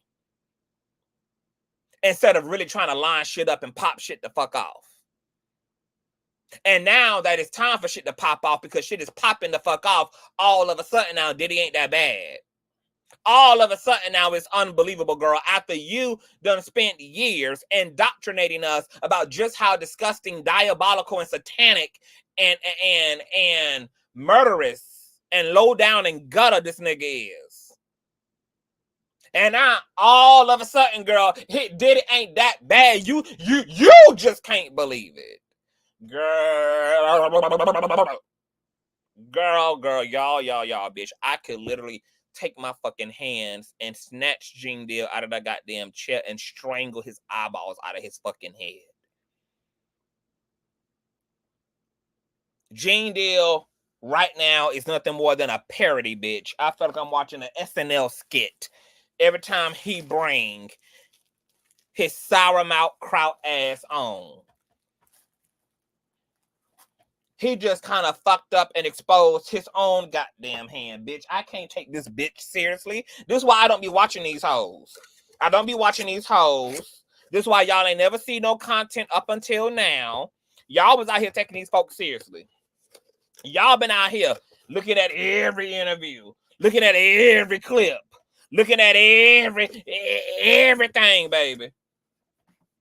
And now that it's time for Gene Deal to work, now it is time for this bitch to burn some calories. Now that it's time, girl. Now that the universe, girl, done galvanized all the Infinity Stones against Diddy and is ready to snap his ass into oblivion, instead of this bitch being forward moving and leaning into the charge that he's been leading against this monster Diddy. This bitch is fupa popping backwards. Girl, this is the wrong time for you to be getting cute and getting coy, bitch. This the wrong time, bitch. For you to be talking about what the fuck you don't believe, bitch. You part of the energy that created and manifested this whole rundown on Diddy. And now you're going to inadvertently have his back low-key? When this is your time, bitch, to put all your weight on this hoe, this is your opportunity, bitch, to put that big ass stomach on this nigga. This is your opportunity, bitch, to sumo this nigga. And now that the block is hot and the block is being spent and the library doors are open and the court doors are wide open, and Diddy is closer to handcuffs and prison time and accountability than he ever has been, you gonna use this time. And I want somebody to send this shit to Gene Deal, bitch, because I hope that it drive your ass to being 98 pounds, bitch, after you get finished hearing this shit. Because you really sound a moke bang fool when you, bitch, are the one who committed to years and years and years of this narrative on Diddy. And you have the nerve to insult potential fucking victims who you haven't even heard from yet, bitch. You don't know what the tea is. You don't know what the fuck they got. And instead of reserving your judgment, because there ain't nothing wrong with you being a little speculative if that's what you want to be, but I think it's reckless as fuck for you to have said it out loud and for you to not have read the room and understood the optics and said, you know what, bitch, I'm not the nigga that can say that out loud, considering that I just made a whole goddamn resurgence and a whole goddamn career out of making this man a whole monster, out of letting everybody on Elm Street know that Freddie is back, bitch. And because I want justice to be had on all the people that I know were victimized and the people that I don't know were victimized, let me just reserve my judgment and say, you know what, I plead the fifth. I'm going to wait until the investigation. This law firm seems to be acting with integrity. They ain't even going to drop nothing until they have the strongest cases. So, hell, I'm eager with the rest of y'all to see what the hell going to happen. But instead, you're going to sit your fat ass up there, bitch, chucking out steaks, chucking out biscuits, chucking out mashed potatoes, bitch. Everything that your ass done have for dinner, girl, I can see pixelated coming out your motherfucking throat, girl, as you are gorging over what you don't believe.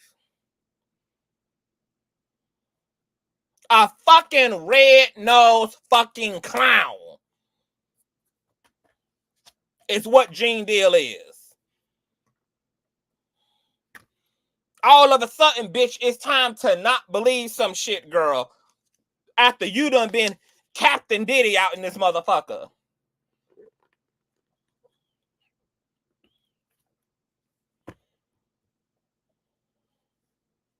Sick. These people are fucking sick. Sick, sick, sick, sick in the head and fucking idiots. And I am disgusted.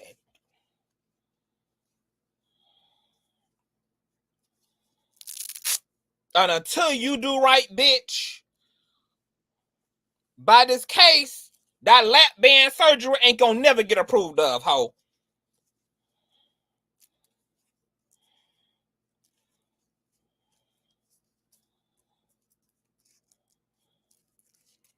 Y'all the one be out here gobbling and absorbing all this shit.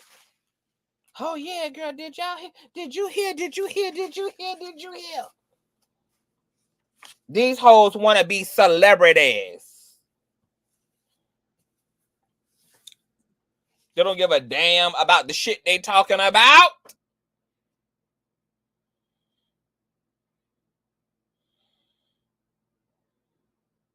And these are the people that, once again, make it difficult for the victims. Because I can only imagine how disappointed so many victims are, who probably, on top of Cassie, also looked at Gene Deal and found their strength, girl, and was like, you know what? This is my motivation to come forward. And now he out here him out of all people, him out of all people, him out of all people, Gene Deal out of all people, him out of all people, talking about not believing them before they've even officially entered the chat, girl, and showing the people what they're working with. Why are you speaking before you even see the tea, before you even hear the tea?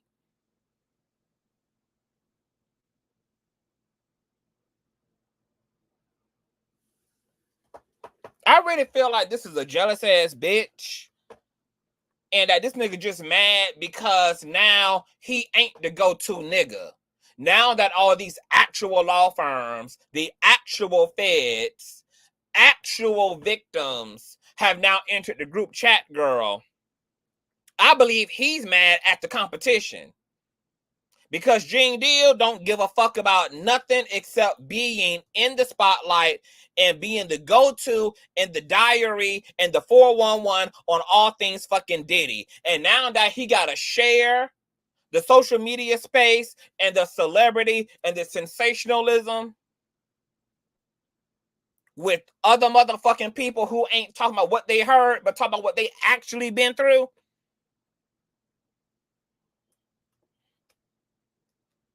this bitch is throwing a my 600-pound ass fit.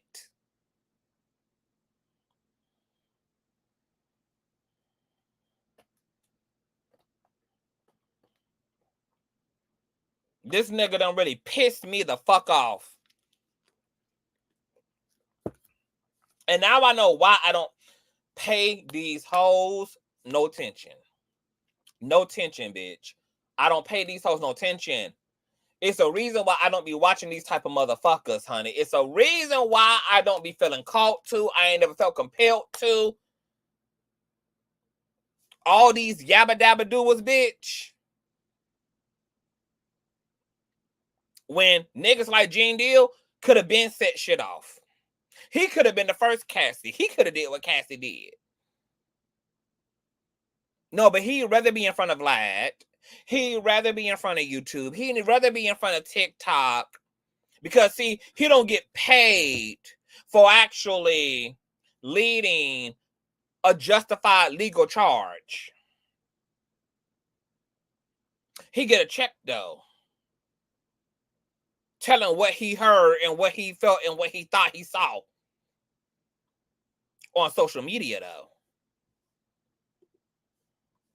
Let me see when he began and when he stopped. Let me see. When did Gene Deal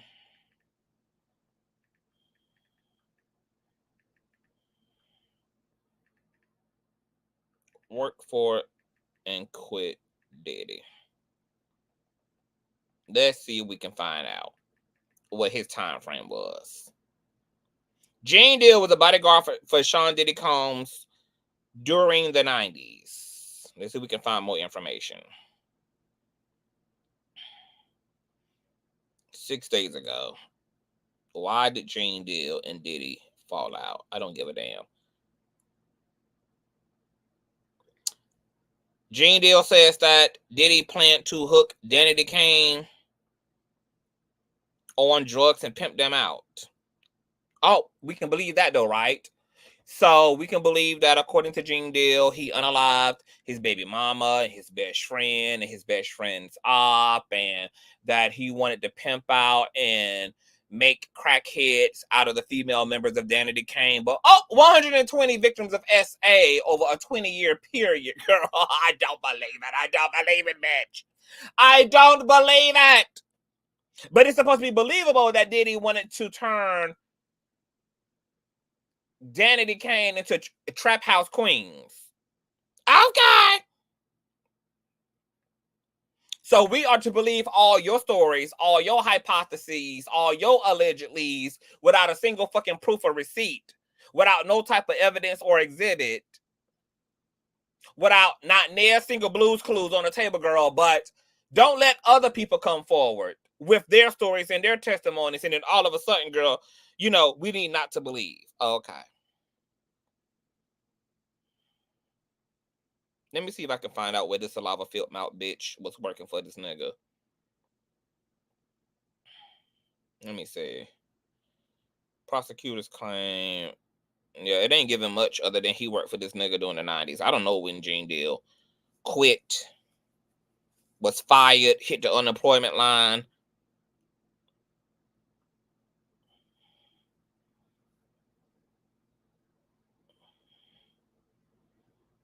Let's see. Combs changed his stage name. Yeah, I don't know. The early 90s is the best that the internet giving me right now. Let me see. Hold on. Let me type in something else. Gene Deal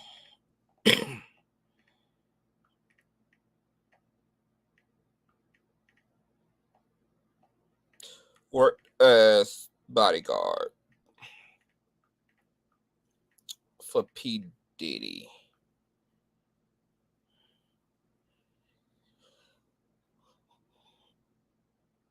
I don't know. But the bitch is unemployed now and making a living off of his tall tales, girl. I'm so fucking over Gene Deal, girl. I'm just really sick of it. Sick of it. Well, I hope he got the brain capacity and the bandwidth and the Wi-Fi to deal with these 12,000 fucking more calls that they got within a 24-hour period, girl. With Diddy's victims, girl. Okay? Because like I said, babe, this shit is far from over. So Gene Deal ass, better get ready, girl. Better get ready. I mean, his stories are more preposterous and outlandish and unbelievable than these victims. We know that Diddy is a sex fiend. We know he hosted parties. He's all in fucking interviews talking about how his parties require loads of alcohol and locks on the doors. He's literally in interviews, girl, talking about how the feds are more than likely going to shut his ass down and arrest him. So what the fuck is 120 fucking victims? Once again, that's an understatement. That number is an underwhelming number. You got to remember, this bitch been famous and wealthy and has had the social clout to pull anybody and every types of persons from all walks of life of all ages into proximity of him. So what the hell is 120 people? Like I said, bitch, he got more than 120 goddamn label mates. He got more than 120 goddamn artists. He got more than 120 goddamn employees. So what the fuck is 120 victims? Once again, Diddy can acquire that and achieve that within just a month's worth of time. Now let's move on to Gloria Allred, because I just want to talk about her a little bit. Because once again, girl, I'm sick of these social media ass attorneys, bitch, fucking shit up for these fucking shit up for the real victims, girl, and just tying the courts up in a bunch of fucking bullshit, taking away resources and things. Because Miss Gloria, problematic sanctioned ass, is representing Miss Thalia Graves, who is looking like a big ass dub right now. Okay? And I hope that Joseph Sherman remains on this bitch neck. Okay? Because see, she ain't tell us that part in the lawsuit. The part she ain't tell us in the lawsuit is that she didn't even know who the hell this man was. The part she didn't put in the goddamn lawsuit, girl, is that she didn't even know if he was security, if he was head of security girl, if he even knew Sean Diddy Combs, if he worked for Sean Diddy Combs girl. Yeah, she conveniently left all of that out. What she didn't tell us in the lawsuit was that she wanted Mr. Joseph Sherman to be her witness, and now he is a co-defendant.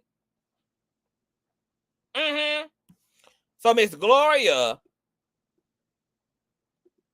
who's representing Miss Thalia Graves girl, I just want to show y'all some things, just to show y'all just, you know, the long laundry list of just how problematic Gloria Allred is. Because, see, it don't just be the plaintiffs who be with the fuck shit. And I really hate this for high-profile cases.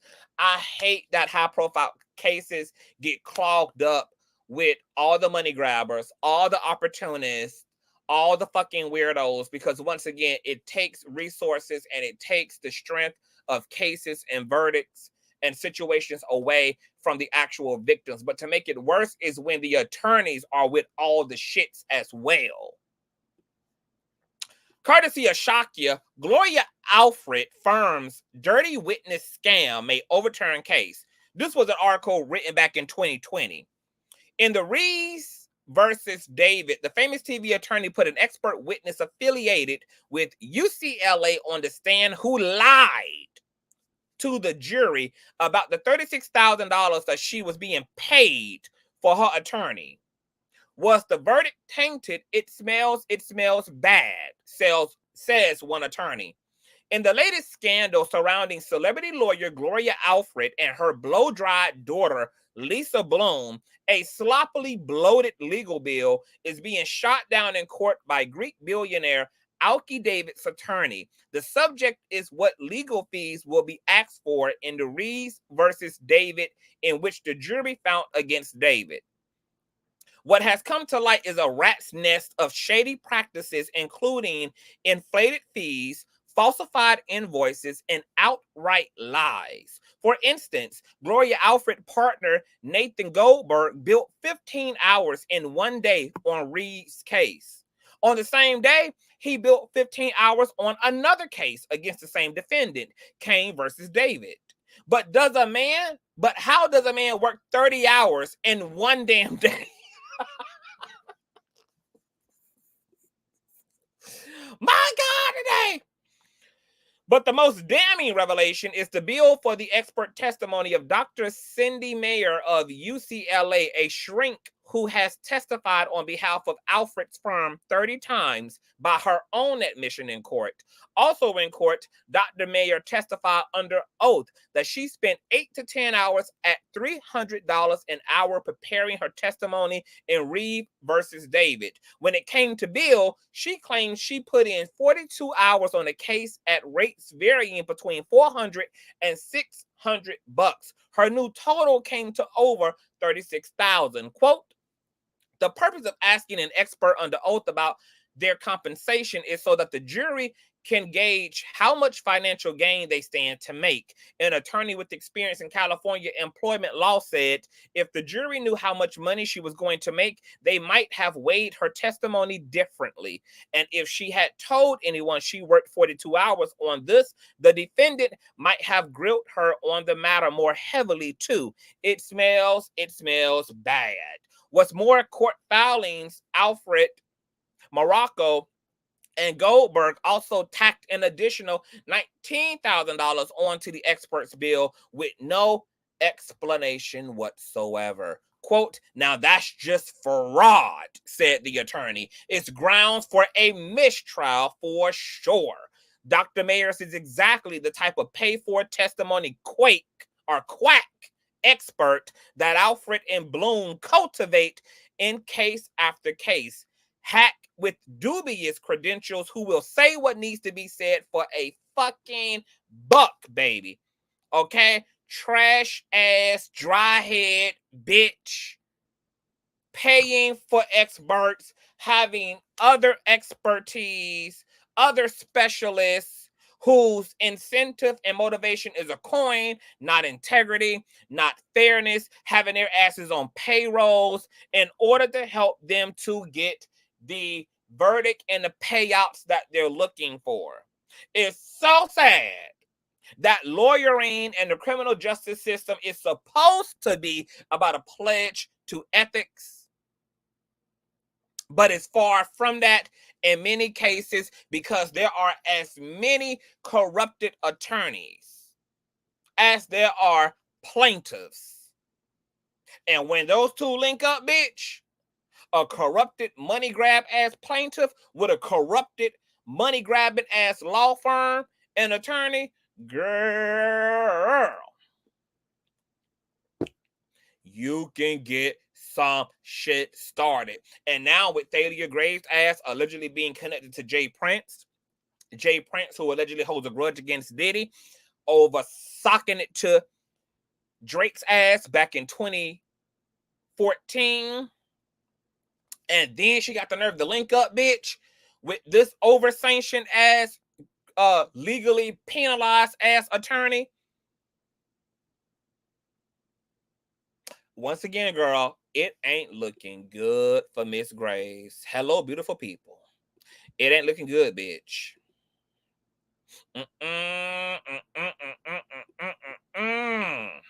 It ain't looking good. But let's go into other questionable, fake-ass, performative behaviors of Gloria, girl, who is a by any means necessary ass attorney, girl. Okay? Once again, she is interested in self-gain. She don't give a fuck about her actual clients. Gloria Allred, or I keep saying Allred is no feminist. Famed warrior attorney Gloria Allred has no shame. She claims to be a feminist activist advocating on behalf of families' rights and feminist causes. But in reality, the dry-haired hoe does far more harm to women and families than good. Allred's previous clients include Amber Frey, the massage therapist who cheated with Scott Peterson, who later murdered his wife, Lacey, and then testified against him. Jody Fisher, who filed an sexual harassment claim against former Hewlett-Packard CEO Mark Hurd.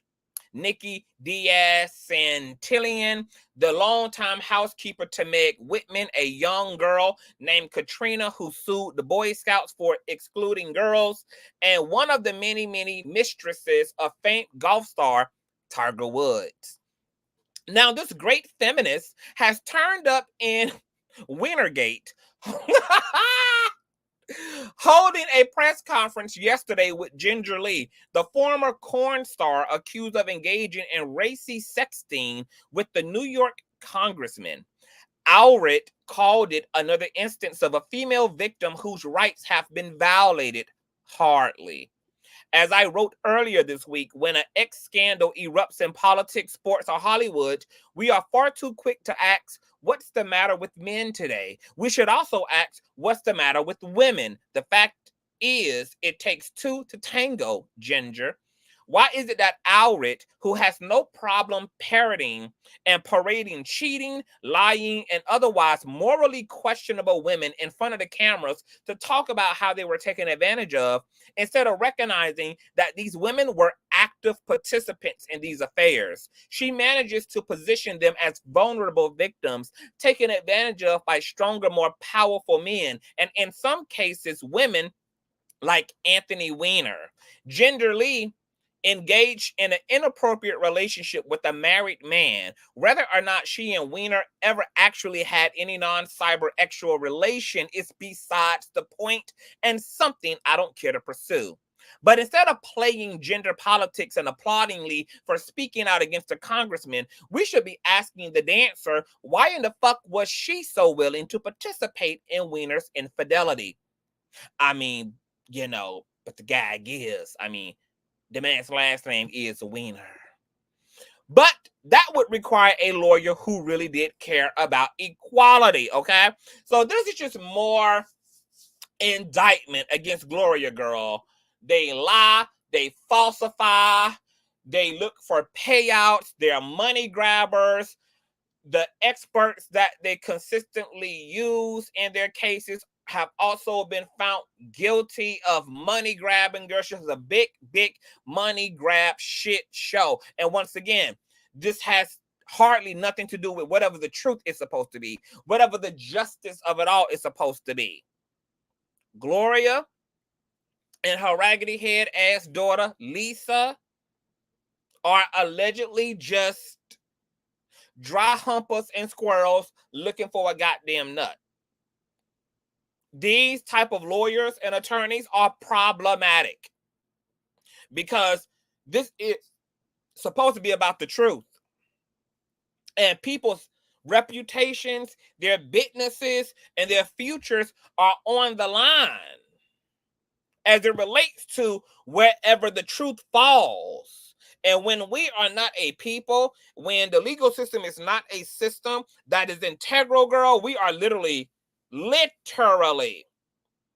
fucked. We're cooked, girl. When the systems in place that are supposed to be about facts, it's supposed to be about due processing. There's supposed to be investigations and follow-ups and conduct that is supposed to be all centralized around the seeking and attainment of truth, girl. And we don't get that. Baby, we live in an explicitly propaganda-driven society. And we end up with confusion. We end up villainizing innocent people. We end up pedestalizing bad people. And that blood ends up being on the nation's hands. And the reason why we should never allow the criminal justice system to get away, bitch, without acting with integrity is because judgment not only comes to every individual household when it comes to karma, but what we allow collectively comes back to the collective. Just look through history, girl. There's been whole judgments made against whole societies because of the issue of the people not snatching their judges, their kings, their queens, and those in power up by their motherfucking wigs. Being complicit as a spiritual being in a material system that's still governed by spiritual laws makes us all liable for karma. So when shit not going right in our nation, economically, socially, etc., that's not just because of the gatekeepers and the powers that be doing the most. That shit is also karmic judgment that's supposed to also be felt and inherited by the people when we don't stand on business. When we don't hold the systems that we're supposed to entrust and we create to act as a buffer between right and wrong, just and unjust. And rather we are directly complicit, directly involved or not, it doesn't matter. Let me tell you how a karmic law is, especially when it comes to governments and systems like this, systems that are so-called created by the people for the people, and when we don't regulate that shit, the spiritual law acts like a parent who says to all of y'all before they leave the house, I'm going to hold all y'all responsible for each other. Because that's the only way y'all going to hold one another accountable. So if I come back to this house, bitch, and anything is fucked up, anything is broke, anything has been done that shouldn't have been done, I'm whooping everybody's ass. Including the ass that was watching cartoons the whole time, including the ass that was drinking water the whole time, including ass that was on the front porch reading a book the whole time. Ain't gonna be no, I ain't got nothing to do with it. Y'all operate as a people and you're gonna be judged as a motherfucking people. And you can look back through history, baby, and see kingdoms and nations come and fucking go, bitch. And the spiritual law didn't give a damn about the so-called innocent people in the system, bitch. Your ass went down with Sodom and Gomorrah too, bitch. When the earth cracked open and the ground cracked open, bitch, you went in it too. When the hurricanes came and swung, bitch, you and your babies got raptured too. When the fire came down from the heavens, bitch, your house got singed and burnt too. When the floods came, bitch, you and yours got swept up too. And the laws didn't give a damn about who so-called was innocent. Because all innocent people supposed to be righteous ass people. And righteous ass people are supposed to be people that get their ass out there and contest and challenge and indict morally wrong and ethically wrong shit being done at the hands of those they've given power to.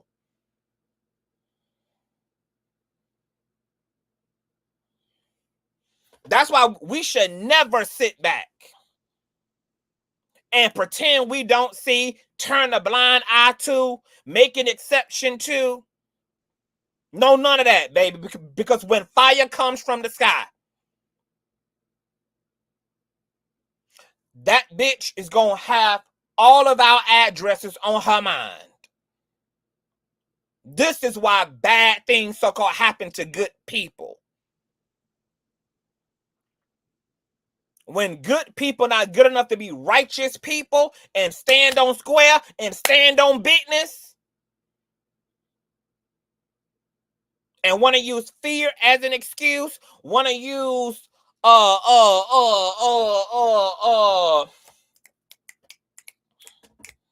what's the word I'm looking for, baby? What's the word I'm looking for, baby? And use pessimism as an excuse. Bitch, you better use whatever resource you have. Because the only way to counter and to keep the fire landing on who the fuck it need to instead of on all of us is when all of us point in the direction of wrong, bitch. By way of your voice, by way of your vote, by way of your outcry, by way of your actions, pulling out of systems, not endorsing systems, through boycotting, through protest, but bitch, you better take action in order to have any shot at qualified immunity spiritually.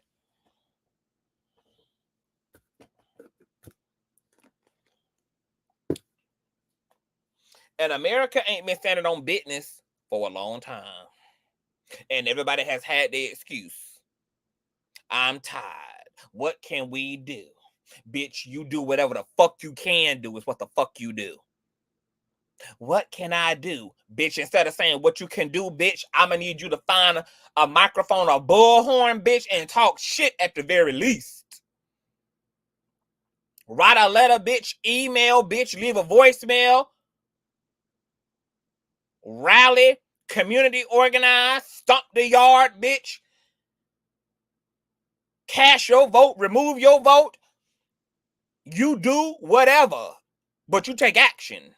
You be proactive. Because, girl, you can't be complicit.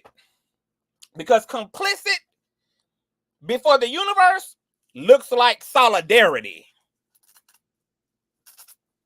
And when it looks like collective solidarity, everybody get their ass whooped by Big Mama.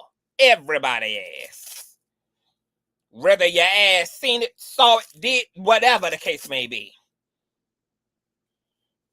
That's when mercy and grace is exhausted.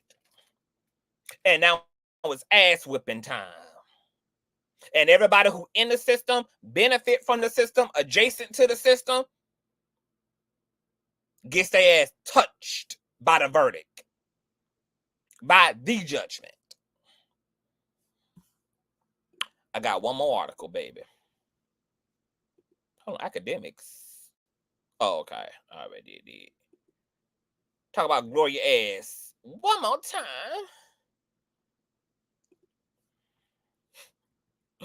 Rust producers, courtesy of NY Post, claim attorney Gloria Allred disappeared in script supervisor suit against Baldwin. Girl, baby, Gloria Allred ain't shit, bitch. This bitch ain't shit. Attorneys for the production company of Rust are accusing famed lawyer Gloria Allred of going AWOL from her client's lawsuit against actor Alec Baldwin and the movie's production, the Post has learned. The attorneys in a new filing called for a judge to impose monetary sanctions against Allred, calling she hasn't bothered to submit genuine discovery documents in script supervisor Mamie Mitchell's lawsuit for nearly several whole months, almost a whole damn year. And this bitch ain't been nowhere to be found for discovery. At a press conference called by Allred in November 2021, Mitchell, who was part of the New Mexico crew of the doomed Rust film, said that she was traumatized after witnessing cinematographer Helena Hutchins die on set. She claimed that Baldwin intentionally fired the GUN during the on-set outing that unalived Hitchens and sued multiple parties involved in the film's making, claiming assault, battery, intentional infliction of emotional distress, and negligence. Every charge against a production company other than negligence has since been withdrawn or dismissed. But Rust Movie Productions LLC on Thursday took Allred and the rest of Mitchell's legal team to task in a new filing, saying that the high-profile lawyer should have to pay up for allegedly failing to respond to their questions despite being granted multiple extensions. Lawyers for the production company say that they served Allred and her team a first set of 125 questions as part of the discovery process in July of 2022, according to the filing in LA County Superior Court. After granting the plaintiff 30-day extensions, okay, they gave her 2 months worth of extensions. They received answers in October, but described them as boilerplate objections and said Mitchell's lawyers refused to provide any substantive information, girl. So they hoodwinked and bamboozled the questionnaire once they did finally submit one, and it was mainly just a bunch of goddamn objections and conjecture. The production's lawyers say that Mitchell's team agreed to provide better answers in the next few weeks after acknowledging the obvious deficiencies, but never did, according to the filing. On November 7th, Allred and her team said that the responses would come by November 11th. Emails included in the filing show on November 14th. The plaintiff's side said the response would actually come on November 18th. Oh my God. But the production company's attorney said that they're still waiting and filed a motion to ask the court to order Mitchell and her team to respond. They also want the court to make Allred and her client pay for $2,000 worth of cost of their motion to compel.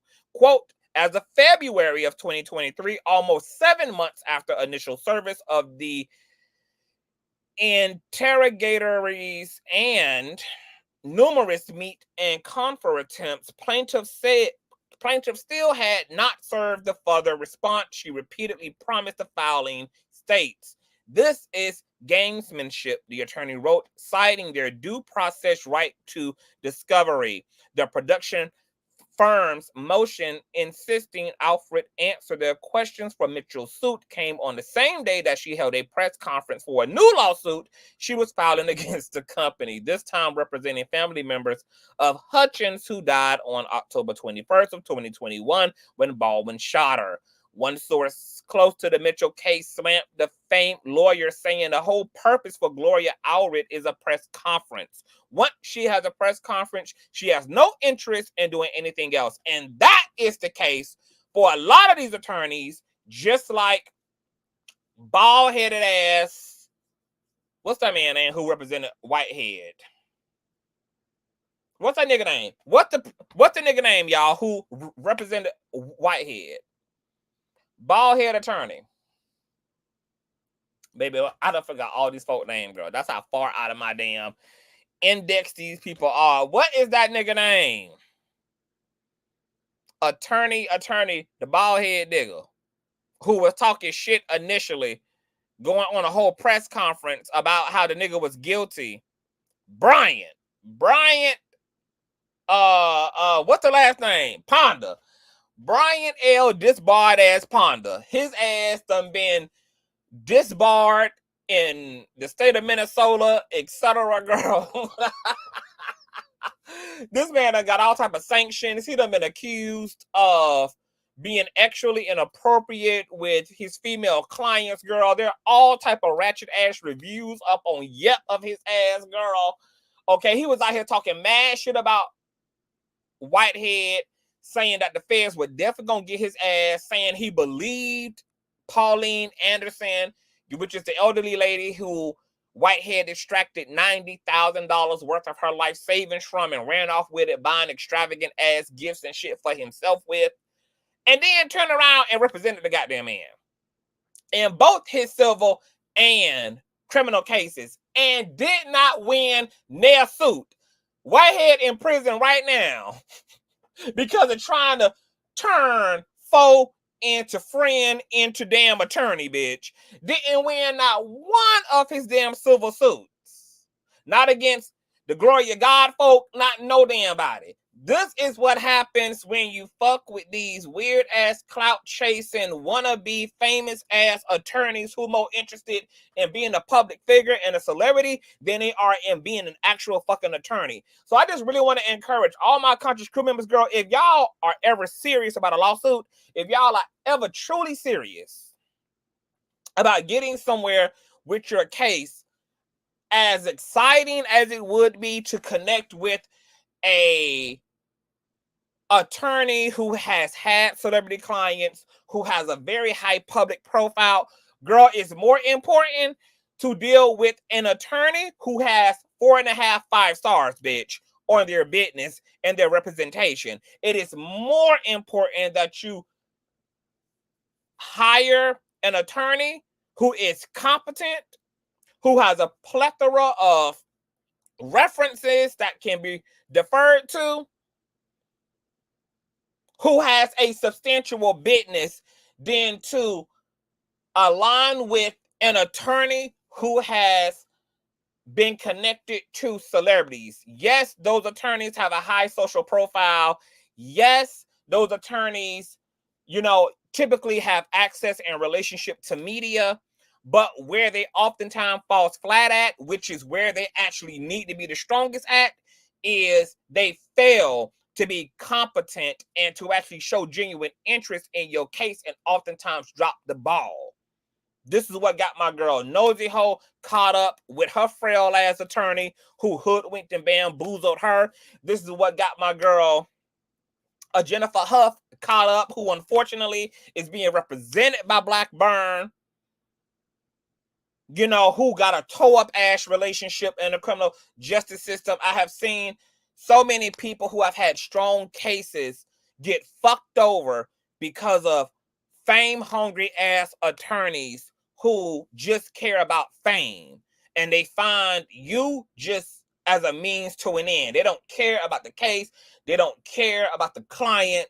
They only want to connect themselves to the sensationalism of it all, and then they move the fuck on. Gloria Allred, her daughter Lisa Bloom ain't no better. Lisa Bloom, bitch, represented Shanquasia Sharpton, who falsely accused Usher of turning her pussy into sewage. And then 3 weeks into the press conference against Usher, this bitch came out talking about she lied. She only wanted to know what 15 minutes of fame felt like. Black China, who sued the Kardashians over getting her show China and Rob canceled, also was being represented by Lisa Bloom. Lisa Bloom ended up getting fired by China for being incompetent, being delayed as hell, and she ended up losing her whole fucking case against the Kardashians, fucking around with that bitch. It happens over and over and over and over again. Stay the fuck away from these clout chasing ass so-called celebrity attorney assholes. Stay away from them. Get you a real lawyer who deal with real people, who got substantial, legit reviews and successes behind their lawyering, girl. You know, you might have to pay for it because, see, how a lot of people end up in the arms of these clout-chasing ass celebrity attorneys is because these attorneys are willing to represent pro bono, which, of course, is an attractive feature, girl. Because who the fuck want to be paying out hundreds of thousands of dollars for a litigation that could go on for years? Nobody does. But once again, it comes down to whether you want quality representation, not just easy representation. And when it comes to matters of the law, you always want to go for quality over easy representation. So, Gene Deal, girl, rightfully so, getting chewed up. Can't fuck with him, girl. Talk about what he don't believe, girl. Okay, well, bitch, I don't believe nothing that you said either then. How about that, girl? We're just going to match energy with Miss Gene Deal, girl. Since she wants somebody to believe all these salacious ass, extreme, over-the-top ass stories, but she don't want to believe any of these so-called victims before they've even, you know, showed their whole hand, girl. We not believing Gene Deal either. So disappointed. So disappointed. So disappointed in that convenience store, hot dog, corn dog eating ass nigga.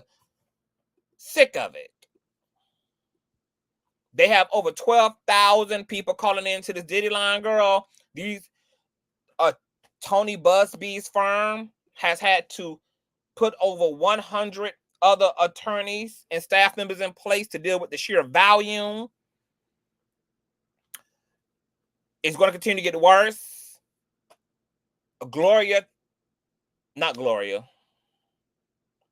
Graves got a foot on her motherfucking neck by Joseph Sherman, girl. He's planning on countersuing this hoe for defamation. He got receipts to prove that she was trying to hoodwink him into this money grab. She went from trying to get him to be a witness in her case to then citing him as a co-defendant in her case against Diddy. She connected to Jay Prince, allegedly. Whole shit is a whole fucking mess. He plans on countersuing to reclaim his reputation, girl. It's up and it's stuck. It's up and it's stuck out here, girl. It's about to continue to get messy, messy, messy. Y'all, we're going to have to be diligent through this thing.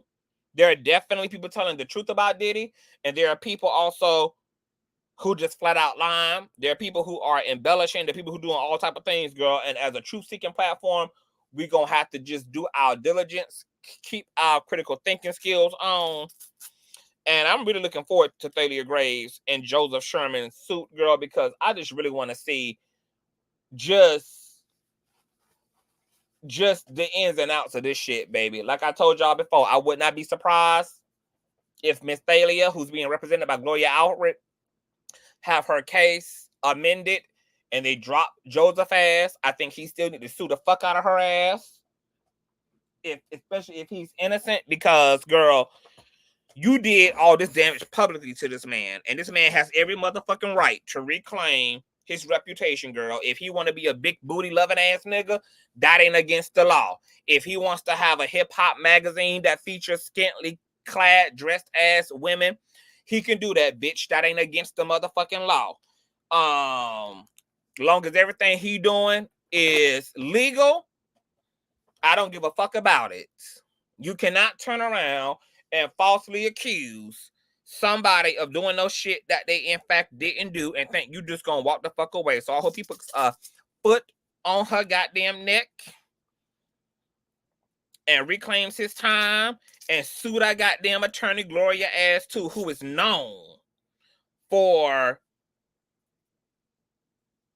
helping plaintiffs to lie, falsify evidence, and the whole nine, because that's what Gloria Allred has a whole reputation for doing. Yep, I've been telling y'all, Thomas. This trial is going to be legendary for all the reasons. It's going to be a shit show. It's going to be a circus. It's going to be sad. It's going to be tragic. It has the potential to challenge a lot of industries, the pharmaceutical, the medical, the banking. I mean, there's unlimited potential in this trial, girl. And Diddy ass is sitting his ass in prison, girl. This trial ain't gonna really get on the way until next year, and it ain't gonna be over no time soon once it gets started. It's gonna be a mess, and I'm sure there are gonna be more civil suits. Tony Busby said he's gonna be filing in the next 30 days. They already have evidence. They already got pictures and videos and text messages and all type of things. They are gonna do their due diligence and only take on the strongest of cases and the cases that they can corroborate through police document, through medical documents, and other circumstantial and explicit receipts, girl. It's going to be everything. I can't believe I witnessed OJ trial and now this. Yep. And y'all going to be we're going to be witnessing a whole lot of things before we get up out of here. This has been one hell of an action-oriented ass era, girl. I feel like we living in a Bruce Willis Die Hard ass movie. This shit is on some damn